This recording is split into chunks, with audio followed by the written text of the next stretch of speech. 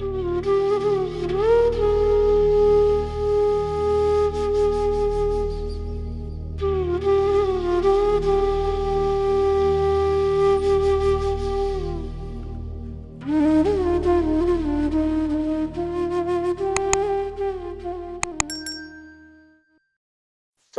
की अपनी एक बहुत बड़ा महत्व है। इसीलिए गुरुजी कई बारी, जो मेरे साथ इंसिडेंट हुआ एक बारी कि भाई मैं बैठा हुआ था और अभी पहुंचे ही थे हम, जैसे आधा एक घंटा हुआ था बैठे हुए थे, कहते इत्थे बैठा की कर रहे हैं या कार जाते सत्संग का। अब दैट वाज फर्स्ट टाइम, अभी मुझे 2-3 महीने ही हुए थे। अब घर जाऊं रात को 8 बजे ऑल द वे, मैं घर से 13 किलोमीटर अंपायर स्टेट था, तो क्या जाके सत्संग करूं किसको बुलाऊं। तो बिकॉज अभी 2-3 महीने ही हुए थे, तो उस वक्त तो रियलाइज नहीं किया। आज मेरी समझ में ये आया कि सत्संग का कितना महत्व है, कि मैं गुरु के सामने बैठा और वो कह रहे घर जाके सत्संग कर। तो सत्संग का बहुत बड़ा महत्व है। इसलिए लास्ट टाइम फिर को ऐसा फील हुआ, इसलिए मैंने बंद ही कर दिया था। फिर आंटी ने 2-3 बारी जब बात हुई इनसे, तो कोई आंटी किचन में काम कर रहे थे, कोई वो कर रहे, ठीक है, वो भी एक रूटीन है, अलग अलग टाइमिंग्स हैं। और फिर कोरोना का टाइम आ गया, certain things have change accordingly to the time जो भी है। पर एक कंसंट्रेशन बनना, और फिर सत्संग के टाइम में सत्संग को पूरी महत्वता देना, जैसे शब्द गुरबानी, तो दो चीजें ही गुरुजी के टाइम में होती थी। वो भी मैं आपके साथ शेयर कर लूं कि भाई जब हम गुरुजी के दरबार में जाते थे टिल 9 o'clock, या तो गुरुजी शब्द चलाते थे या सत्संग सुनवाते थे या प्रसाद बांटते थे, और 9 बजे के बाद लंगर होता था। लंगर के टाइम में कभी भी सत्संग नहीं हुआ। लेकिन आज की डेट के अंदर गलत है सही है मैं कुछ नहीं बोल रहा हूं, गुरु जी के टाइम में सत्संग कभी भी लंगर के टाइम में नहीं हुआ। और आज मेरे एक्सपीरियंस में 99%, चाहे वर्ल्ड का कोई भी कोना हो, परसेंटेज मुझे बताने की जरूरत नहीं, जिस वक्त लंगर चल रहा है उसी वक्त सत्संग भी चल रहा है। तो वो नहीं होना चाहिए, क्योंकि गुरुजी ने नहीं किया। इफ यूर हम अगर गुरुजी को फॉलो कर रहे हैं तो उनके रूल को फॉलो करेंगे तो गुरुजी के साथ जुड़ेंगे मेरे हिसाब से। अब क्योंकि हमने तो वही देखा, प्रसाद जिस वक्त बांटते थे उस वक्त ये थोड़ी कि कोई सत्संग कर रहा है और गुरुजी प्रसाद बांट रहे हैं। तो प्रसाद की भी अपनी महिमा थी, इसीलिए उन्होंने बोला यहाँ खाएंगे तो प्रसाद, लेके जाएंगे तो मिठाई। सारी वे ये कुछ एक बातें जैसे जैसे बीच में याद आए, गुरुजी बुलवाए, तो मेरी जर्नी स्टार्ट हुई कि भाई इसी रूम में मैं बैठा हुआ था, सन 2000 की बात है, और डेट थी 8 जून। 10 बज के एग्जैक्टली 10 मिनट हुए थे, तो मेरी सिस्टर ने मुझे बोला कि ऐसे ऐसे मैं एक गुरुजी को मिली थी अपने मतलब मेरे जीजा जी के साथ में, ब्रदर इन लॉ के साथ। तो जैसे ही उन्होंने गुरुजी को माथा टेका तो गुरुजी कहते हैं आ गए हैं करतार, उनका नाम करतार, मेजर करतार सिंह है। अभी उन्होंने उनका भी शरीर छोड़ दिया उन्होंने भी फरवरी में, ये कोरोना काल में। तो उनको जैसे ही गुरुजी ने माथा टेका, मतलब गुरुजी के आगे उन्होंने माथा टेका, सब दोनों जनों ने, गुरुजी कहते हैं आ गया करतार 19 साल 4 महीने 6 दिन बाद। तो मैंने ये जो सुना तो मतलब मुझे बड़ा अचंभा लगा कि ऐसे ये चीज सही है कि नहीं। तो इधर से मेरी जर्नी स्टार्ट हुई, तो इस बात को मैं भूल नहीं सकता। तो आई स्टार्ट, चाहे कई संगत जैसे सुन रही हैं सब जगह पे, जब भी हम सत्संग करते तो हमें वही बड़ा होता है कि कहाँ से शुरू करें। सत्संग तो लिमिटेड ही होते हैं, चाहे 100 हो 500 हो, कुछ याद रहते हैं, कुछ मेजर होते हैं कि हाँ भाई ये हमने सुनाने ही सुनाने हैं, या हम सुनाते ही सुनाते हैं। तो यहां से मेरी जर्नी स्टार्ट हुई। तो उस दिन 10:30 बजे तक पता लग गया कि कहाँ है, एम्पायर स्टेट है, रास्ता क्या है रात को। तो हम चल पड़े, मैं, मेरे सिस्टर और मेरे आंटी। तो जब हम पहुंचे वहां गुरुजी के एम्पायर स्टेट, तो अभी सड़क पे गाड़ी पार्क ही करी थी, मतलब रोकी ही थी। तो इतने में गुरुजी मेन गेट से बाहर आ रहे थे, और मैंने उनको वहीं पे देखा। मेरे जो थे उनको गुरुजी ने बोला कि भाई इस टाइम किस तरह, जैसे पंजाबी में वो बात करते थे। तो उन्होंने कहा मैं अपने भरा ते भरजाई ਨੂੰ लेके आई हैं, ब्रदर को और भाभी को। तो मैंने निकला और मैंने माथा टेका, लेकिन मेरे आंटी को ऑनेस्टली उनको बड़े बहरूपिया साइज लगा कि भाई एडिडास के शूज डाले हुए हैं, निकर डाली हुई है, तो कोई, अब हमारे को छवि तो वही होती है ना कि भाई वो भगवे वस्त्र हो, कोई साधु संत हो, तो वो तो वही के वहीं खड़े हो गए अचंभित होके कि भाई पता नहीं क्या चक्कर है। और रात का वैसी टाइम था, पहली बार देख रहे थे, कोई एक्सपीरियंस लाइफ में ऐसा नहीं था। तो मैंने दंडोत प्रणाम उनको सड़क पे ही कर दिया। तो मेरे को उन्होंने पहला शब्द जो बोला, कहते भी आज तो पिक्चर खत्म हो गई, आज की पिक्चर खत्म हो गई, कल शो देखने जरूर आ जाए। तो यहां से मेरी जर्नी उनके साथ स्टार्ट हुई, रूबरू। बाकी तो जैसे हम सुनते आए हैं या कहते आए हैं कि भाई कब किसकी जर्नी स्टार्ट होती है, नोबडी नोज। कुछ पिछले कर्म जिनकी वजह से हमें गुरु की प्राप्ति हुई इस जन्म में।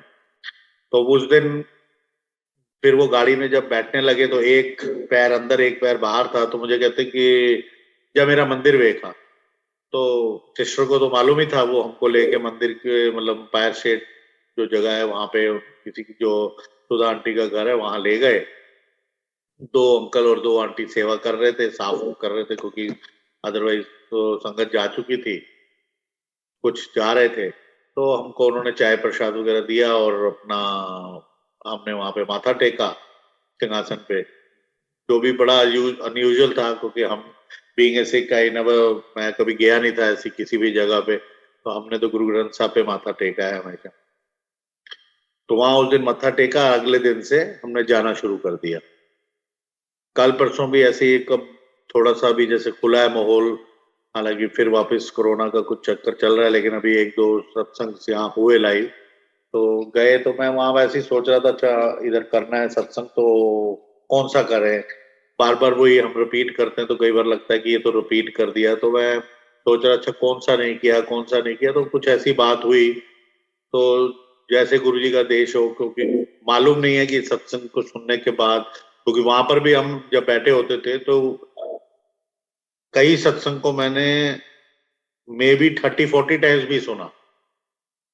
तो जैसे कर्नल चैटर्जी थे, वो जब भी सत्संग करते थे, गुरु जी का एक ही आदेश होता था, शॉर्ट ही सुनाई, चलो वो सत्संग सुना, फिर करते करते 1 घंटा सत्संग सुनाते रहते थे। तो कई बार हम उस वक्त नहीं मालूम था, अब भी मालूम कुछ नहीं है, विख्यान नहीं कर सकते क्योंकि क्या सिस्टम है। बाकी हमारी सोच, मेरी सोच ये कहती है कि कोई भी जो इसको सुन रहा है उससे उसको क्या समझ आएगा वो मालूम नहीं है।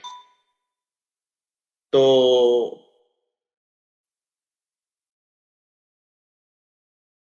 उसका एक एग्जाम्पल ये होता था कि भाई जैसे क्लास में टीचर ने पढ़ाया, तो टीचर तो एक ही चीज पढ़ा रही है, समझ सबको अपनी अपनी आती है। कोई साइंटिस्ट बनता है, कोई डॉक्टर बनता है, कोई प्रोफेसर बन जाता है, और वो टीचर तो वहीं की वहीं रहती है। पर स्टिल हम प्रोफेसर भी बन जाएं, कोई बच्चा, तो भी उसकी टीचर टीचर ही रहेगी। तो हमें समझ क्या आई कि सत्संग से वो अपना अपना वो है। तो इसलिए यही समझ आया कि आप सत्संग, हम सत्संग कर दें, मीनिंग ना बताएं। मीनिंग आपको अपने समझ से जो समझ आ रहा है वो मीनिंग सही है। किसी ने बेसन का पकोड़ा बना दिया, तो किसी ने बेसन की बूंदी बनाई, सब टू यू। तो सत्संग तो वही रहेगा, लेकिन ये गुरु जी की अपनी महिमा है, कृपा है और तरीका है, जो मुझे समझ आया कि उन्होंने जिसको जो समझाना है वो समझा देंगे। तो वो सत्संग यूं हुआ कि गुरु जी ने मुझे एक दिन बोला कि ए 2 दिन की सेवा हैगी है बड़े मंदिर, ते तू कर आएगा? मैं क्या, हाँ जी जरूर कर लूंगा। तो किस टाइम जाना है, क्या करना है? तो उन्होंने कहा अभी पहले ये काम है, मैं आपको काम और वो सब नहीं बता रहा हूँ डिटेल में। तो उन्होंने बोला ये सेवा है। मैंने कहा ठीक है। तो उसके लिए हमें टीम चूज करनी थी भी किससे करवाना है ये काम। तो हमने सिलेक्शन करी। तो बोला कि तू सिलेक्ट कर रहा है 4-5 बंदे, अलग अलग कंपनियां, लेकिन फाइनल जो है वो हमारे वहां पे अंकल थे, डीजे अंकल। वो डीजे अंकल जो है वो फाइनल वो करेंगे कि किसने वो सेवा, किस पार्टी ने वो सेवा करनी है, मतलब कौन सी कंपनी ने वो सेवा करनी है। मैंने कहा ठीक है।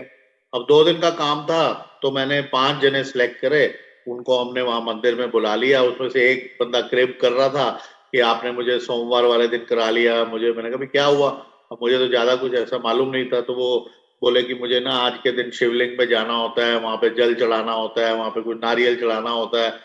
तो करते करते अब सफर तो, जब हम निकले नेहरू प्लेस से, और जो सफर था तकरीबन पौना घंटा लग गया, 1 घंटा लग गया, जो भी वहां मंदिर पहुंचते पहुंचते। तो वहां पहुंचा तो उसने देखा यहाँ तो शिवलिंग मतलब एशिया का बिगेस्ट शिवलिंग कह लो, या इतना बड़ा शिवलिंग है और ये तो शिव जी का मंदिर है, तो वो तो खुश हो गए। और उसके बाद मैंने कहा भैया तुम्हारा कल्याण होना होगा, अब सब पूजा वगैरह तुम्हारी कंप्लीट हो गई आज यहाँ पे पहुंच के। और कुदरती सेवा भी उसी कंपनी को मिली, तो जिसका रिप्रेजेंटेटिव वो शख्स था। और कुछ टाइम के बाद उसका फोन आता है कि भाई मैं तो उस दिन के बाद मुझे ऐसा रात को स्वप्न आया कि तेरा मैं कल्याण करता है।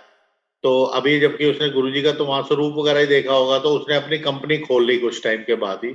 ये भी हुआ। खैर वो सेवा चालू हो गई, 2 दिन की सेवा थी, लेकिन वो करते करते कुछ हफ्ते चली। और फिर पेमेंट्स का चक्कर हुआ। तो मैं उसको पेमेंट पूछूं, वो कहते हैं आप ओनर से बात कर लीजिए। फिर मेरी 2-4 बारी ओनर से भी बात हुई, तो उन्होंने कहा अच्छा चलो आज बताते हैं, कल बताते हैं, परसों बताते हैं। मैंने कहा आप मेरे को हिंट तो दीजिए आप, क्योंकि 2 दिन की जगह कई हफ्ते निकल गए। तो मुझे भी दुख दुख होने लगी कि भाई अंदाजे से 1 दिन का या 2 दिन का काम तो इतने का था, अब कुछ हफ्ते चल दिया, तो इतनी मेरी भी तो वो नहीं चाहिए। और अल्टीमेटली तो आई हैव टू पे। करते करते करते करते काफी दिन बीत गए, ऑलमोस्ट मंथ हो गया, कंप्लीशन पे आ गया। तो अब 2 दिन का काम रह गया, बस टचिंग बाकी रह गई। समझ लो कि अगर कोई पेंट होना है तो पूरा मंदिर सब कुछ हो गया है फॉर एग्जाम्पल। तो अब एक खिड़की रह गई है, तो वो कहते हैं कि ए हम सरदार जी हम तुसी ए रहन दो, ए 2 दिन की सेवा जो है वो किसी और को दे देते हैं। तो मैं क्या गुरु जी, अब इतनी वैसे तो बात करना बड़ा मुश्किल था गुरु जी से, लेकिन और उनके सामने कई कई पहले भी कई बार मैंने जिक्र किया, 3-3 4-4 साल से संगत आ रही थी, बात नहीं हुई, आंख नहीं मिली, कुछ नहीं हुआ। पर जब उन्होंने इतनी बात करी कि अब ये 2 दिन की सेवा किसी होर नु कर लेंदे हो, ते मैं क्या गुरु जी हुन सारा काम हो गया, हुन तो बस टचिंग रह गई है, तो या छोटा सा ही काम रह गया। वो कहते यार किसी होर नु भी खट लेंदे, तू सारा तो तू ले गया। अब मैंने कहा पता नहीं क्या ले गया, मुझे तो वो पेमेंट का ध्यान आ रहा है कि इतनी पेमेंट करनी है वहां। और जब अंदाजा लगा के उनको मैंने बोला, मैंने कहा बताओ तो सही कितनी है, कहाँ भेजूं, कैसे भेजूं, कैश दूं, चेक देना है, कैसे देना है, सबका सिस्टम होता है। कह रहे आप रहने दो जी, वो मुझे पता लगा कि ये तो मंदिर की सेवा है, तो मैं पैसे नहीं लूंगा, मैं भी शिव भक्त हूँ। एक तरफ तो खुशी भी थी, पर एक तरफ ये था कि जब मैंने घर में आके अपने ब्रदर इन लॉ को बताया, तो उनको भी गद्दी मिली हुई है, अब तो वो चले गए। तो उनको बताया तो उन्होंने कहा कि अगर तेरे को कुछ लगे कि भाई ज्यादा है या कुछ है, तो तुम मेरे से थोड़े से ले लो। तो 1-2 गड्डी उन्होंने निकाली दे दी, तो मैंने ली नहीं। तो मेरे वाइफ ने बोला, मेरे आंटी ने, कि भाई जब वो ऐसे कर रहे हैं तो इसका मतलब आप समझ जाओ, सेवा आपको मिली है तो आप ही ने करना है, तो आप उसको दिल से करो। मैंने कहा चलो ठीक है। अब उनको पेमेंट पूछे तो बताई नहीं। अब इसमें एक छोटा सा सत्संग और एड ऑन ये है कि एक और आंटी थी गुरुजी की संगत के, तो वो, उनके 2 बेटी थी, तो वो अपने बच्चे को जब छोड़ने जाते थे, तो एक और आंटी भी आती थी अपने बच्चों को छोड़ने। तो वो कई बार बेहोश होकर गिर जाती थी, कुछ उनको प्रॉब्लम थी। तो एक दिन जब गुरुजी, अब मतलब इतनी सी बात मैंने आपको बताई भी, एक आंटी गुरुजी की संगत की जब अपने बच्चों को छोड़ने जाते थे बस स्टैंड पे स्कूल के लिए, तो दूसरी एक और आंटी आती थी जो गुरुजी की संगत नहीं थी उस वक्त, लेकिन वो गिर जाते थे, उनको कुछ प्रॉब्लम थी।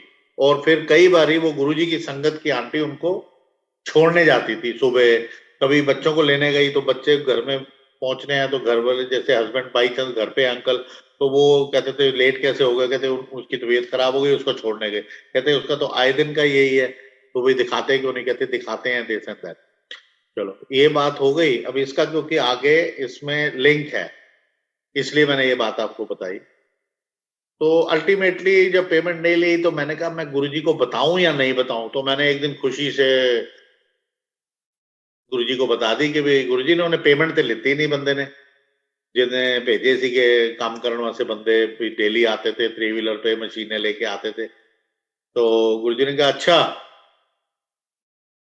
हो गया ਉਹਦਾ भी कल्याण, फिर ऐश हो गई ਉਹਦੀ।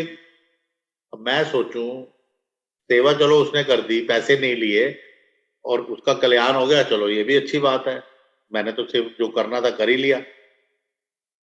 तो जैसे ही उस दिन की समाप्ति हुई, जब जाने की विदाई हुई, मतलब या हमको आज्ञा मिली कि भाई अपना लंगर कर लिया है, तो जैसे गुरुजी बोले चलो हम लोग घर चलो, जिसको भी उठाना होता था उठा देते थे। तो मुझे उठाया तो मुझे बुला के कहते ओ ऐसा करी उन्होंने पेमेंट पूछ ली कहीं कि मेरे गुरु ने किया जो भी उन्होंने बोला, कहते पेमेंट पूछ ली कि वो पैसे ना गोलक च पा दी। मेरे तो पैरों तले जमीन निकल गई। मैंने कहा यार ये कहीं यहाँ कोई वो गुरु वाला चक्कर तो नहीं है, क्योंकि नए नए अभी गए थे हम। मैंने कहा काम भी करवा लिया, मुझ उसका तो कल्याण हो गया, मुझको कह रहे हैं पैसे गोलक में डाल देना। भाई जब काम करवा लिए तो पैसे आपको किस लिए देने, मैं उसको दूंगा, वो नहीं ले रहा, तो बात खत्म। तो मैं तो 2-3 दिन पैसे डाले नहीं। तो दूसरे तीसरे फिर वो पाते पैसे। मैं गुरु जी हाँ वो देख लांगा, मैं एक आधे दिन तक करता। मैं हाँ मैं कल करांगा कल। ऐसे करके मैंने 3 बार मेरे को गुरुजी ने पूछा। तीसरी बार मैंने सोचा चलो थोड़े से डाल देता हूँ, पूरे डालने की क्या जरूरत है। पर अल्टीमेटली जो भी पेमेंट थी मैंने पूरी की पूरी कांपते हाथों से डाल दी, ऑनेस्टली। क्योंकि मेरी हैसियत या जो भी कह लो, और मुझे लगता है कि वो गलती अगर मैं कर जाता ना डालने की, तो इस वक्त आराम से कोरोना काल में मैं ना बैठा होता। मैं 2014 में, फिर वो अलग सत्संग है, आराम से बैठे हैं घर में, कोई दिक्कत नहीं है। तो गुरु जी ने कैसे कल्याण करना है, क्या करना है, वो सिर्फ हमारी सोच के बहुत दूर है। वहां हमारी सोच पहुंच ही नहीं सकती है जो उन्होंने तरीका अपनाना है या चुनना है। That's what exactly happened. अब हुआ क्या कि जब ये पेमेंट मैंने डाली, जैसे ही मैंने पेमेंट डाली तो उस दिन मेरे को ये नहीं कहते कि पाती कि नहीं पाती, फिर पा देती पेमेंट, पैसे पाते गोलोक च चल हुन उसनु कल ले आई। मैं कब इनको पता नहीं कैसे पता लग गया कि वहां पेमेंट डाल दी। अब क्योंकि उस वक्त हमें थोड़ी पता कि वो क्या चीज है, क्या जानते हैं, क्या कर रहे हैं। कहते उन्होंने ना मेरे मंदिर लेके आई। मैं ठीक है जी। मैं उसको एक दिन बुला लिया, वो मुझे हाफ वे में अपनी गाड़ी में मिल गए और मैं उनको ले गया। लेकिन जब मैं लेके गया तो अंपायर स्टेट पे वो मेरे से 3-4 संगत आगे थे। और तब तक इतना तो पता लग गया था कि अगर हम नई संगत लेके गए तो गुरुजी बात करेंगे, और गुरुजी बात करेंगे आपसे तो आप वहां के राजा हो उस दिन। एक फीलिंग थी, मतलब सब आपको बात करेंगे। आज क्या बात करी गुरुजी ने, हेल्प शेक हैंड करेंगे, जब हग करेंगे, मतलब आपको एक तरीके से राजकुमार का दुलार मिलेगा। तो वो मेरे को मिलाने का मौका ही नहीं लगा, क्योंकि वो मेरे से 3-4 संगत आगे थे। जब तक मैं जोड़े उतारता या हाथ धोता वो आगे चले गए, और वो भी लाइन में लग गए, मैं भी लाइन में लगा हुआ था। उनको देख के गुरुजी ने कहा फिर मतलब मैंने मिलाया भी नहीं है, वो उनको उनसे बोल रहे हैं कि जाओ बड़ा कल्याण करता उस अंकल को जिन्होंने वो काम करा था और पैसे नहीं लिए थे। तो ये हो जाने के बाद उनको फिर मेरे को एक दिन बोला कि उन्होंने कहीं कि मेरे जो भी एक फंक्शन था उसके बाद गुरुजी का, जो बड़े मंदिर में मनाया जाता था, कुछ फंक्शन जैसे होते थे, तो हम मेरे को बोला कि उनको लेके आना, उनका अपनी फैमिली नु भी लेके आवे, आंटी नु भी ले आए अपनी। तो मैंने उनको बोल दिया ऐसे ऐसे गुरुजी का आदेश है, आप आइएगा। कहते ठीक है जी मैं आ जाऊंगा। अब वो अपनी आंटी को लेके पहुंचे। तो जैसे मैंने जिक्र किया था कि वो आंटी वो थी जो गिर जाती थी बस स्टैंड पे जब वो अपने बच्चों को छोड़ने आती थी, और गुरुजी की संगत की आंटी उनको छोड़ने जाती थी।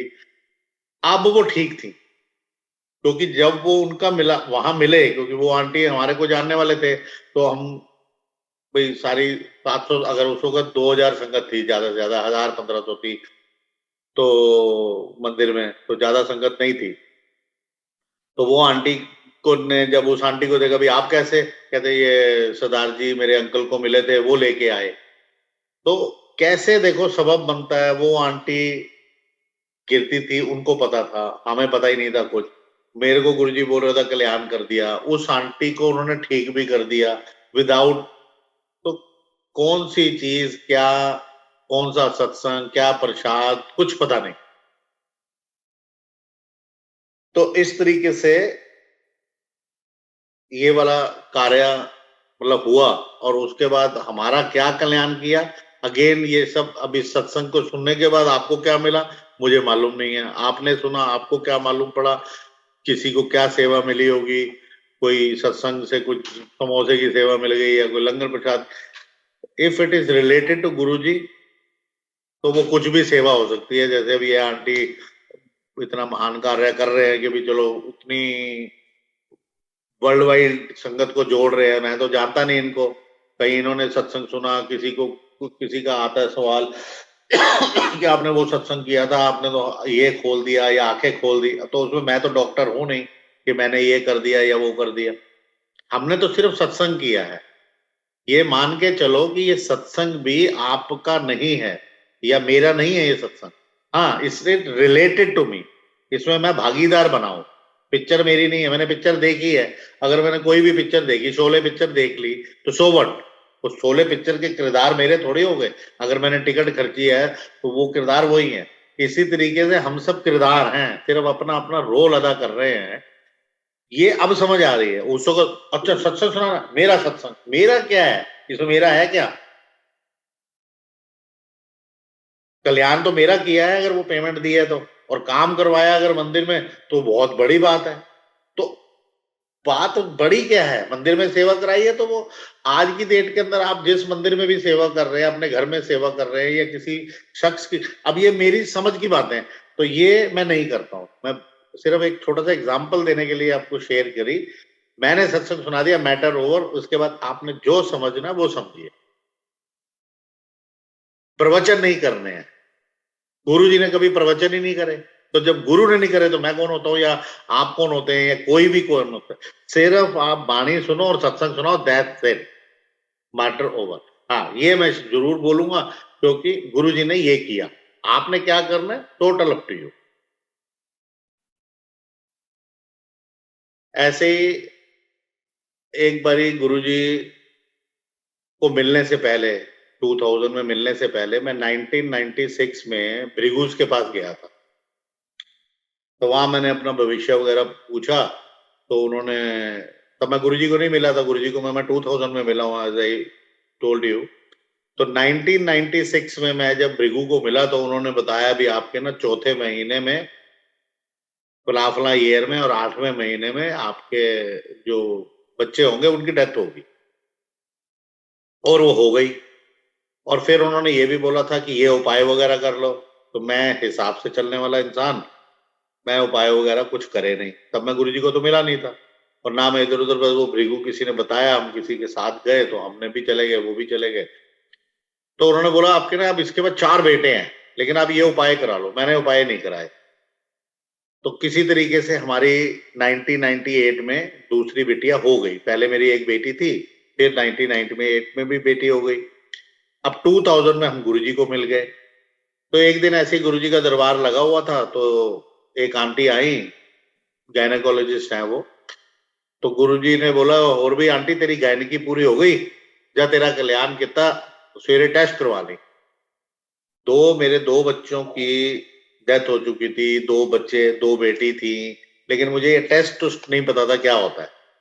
तो मैंने सुना, मैंने कहा पता नहीं कौन सा टेस्ट करवाने को बोला। तो नेक्स्ट डे वो आंटी आई, कहते मंगलवार को रिपोर्ट लेके आई। तो अगले दिन उन्होंने टेस्ट करवाया होगा, तो सब मंडे होगा, तब गुरुजी 7 दिन बैठते थे। तो ट्यूसडे को, जब मुझे अच्छी तरह याद है कि ट्यूसडे को वो रिपोर्ट लेके आई तो वो पॉजिटिव थी। चल फिर तेरा कल्याण कर था।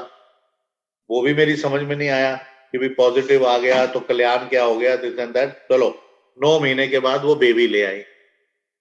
बेबी आया तो लड़का, और गुरुजी के चरणों में रख दिया। फिर आंटी खुश है, बहुत खुश, कहते जा फिर एक और ले जा, तेरा कल्याण किया। थैंक यू गुरुजी।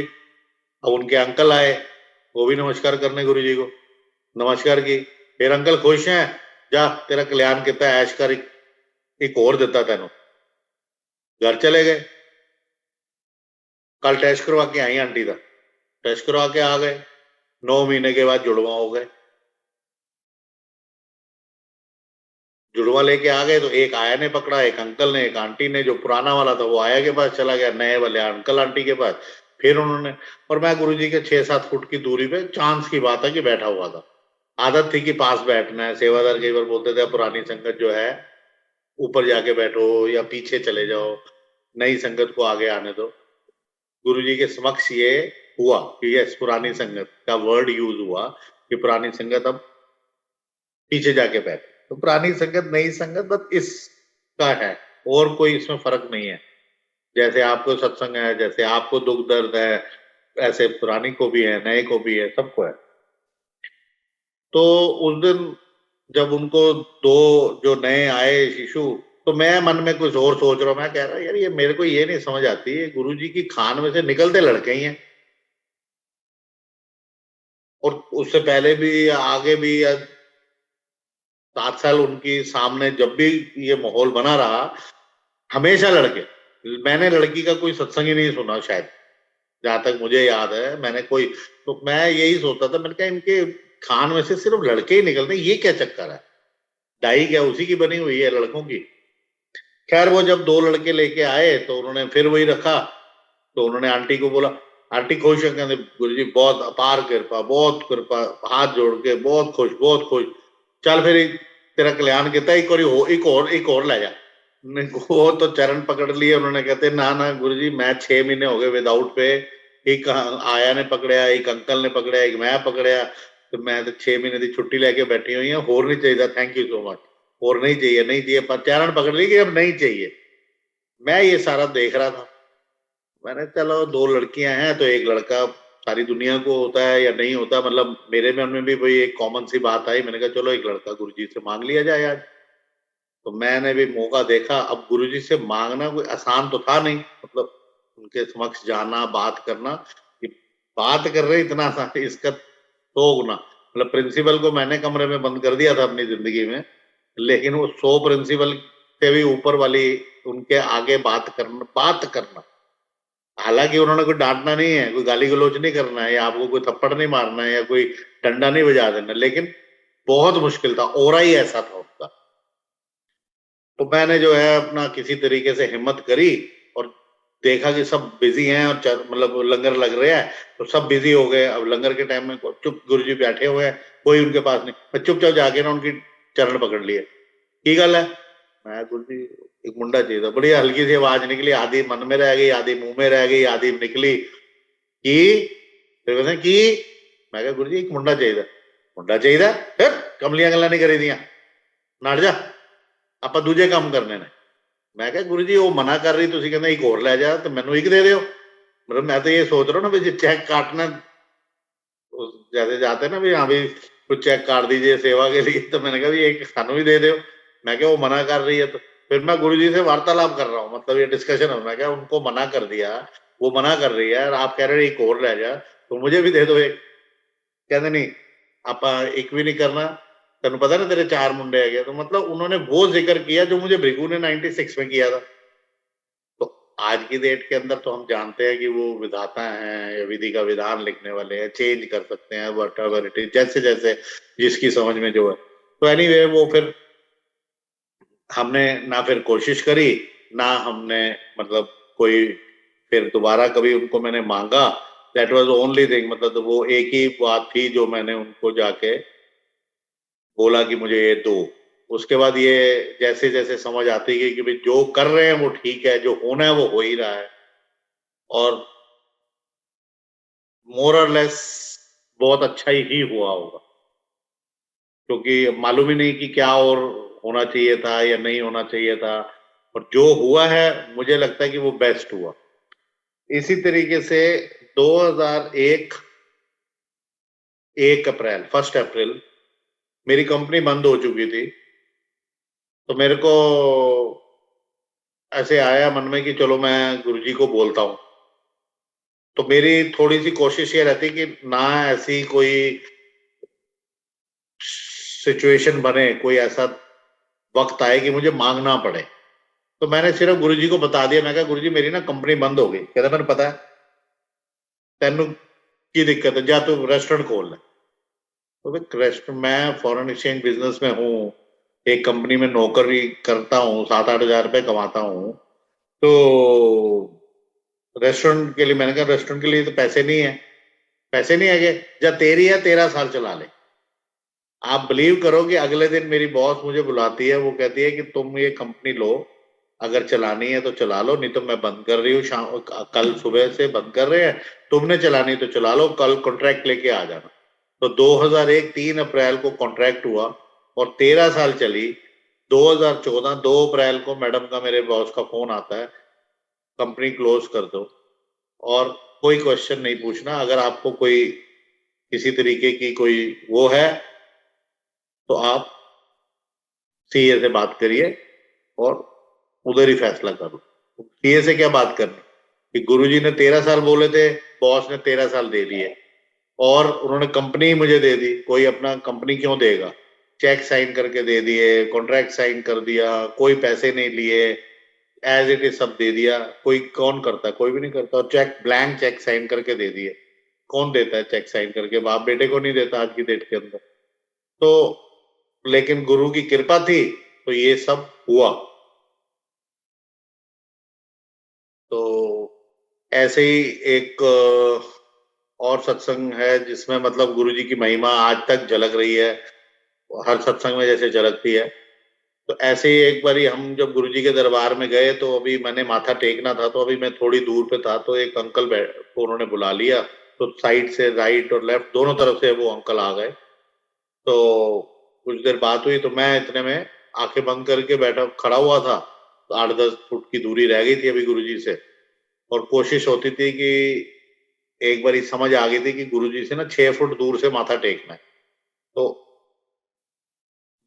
कोशिश करते थे भी 3-4 फुट, हालांकि 10 में से 6 बारी कोशिश होती थी कि चरणों तक पहुंच जाए, जबकि मालूम था कि भी चिराग तले अंधेरा होता है। तो गुरुजी भी, मतलब ये बात किसी सियाने ने बताई थी कि भाई आप हमेशा गुरुओं से छूने की कोशिश मत करो, आप उनसे 4 या 6 फुट की दूरी बना के माथा टेको, तो आपको पूरी कृपा होगी। और गुरुजी भी कहते थे कि मैं ऊपर जो रहा ना, उन्होंने ज्यादा रहे, मेरे तो दूर बैठे, उन्होंने ज्यादा, हम लेकिन पास ही पास बैठने की कोशिश करते थे। तो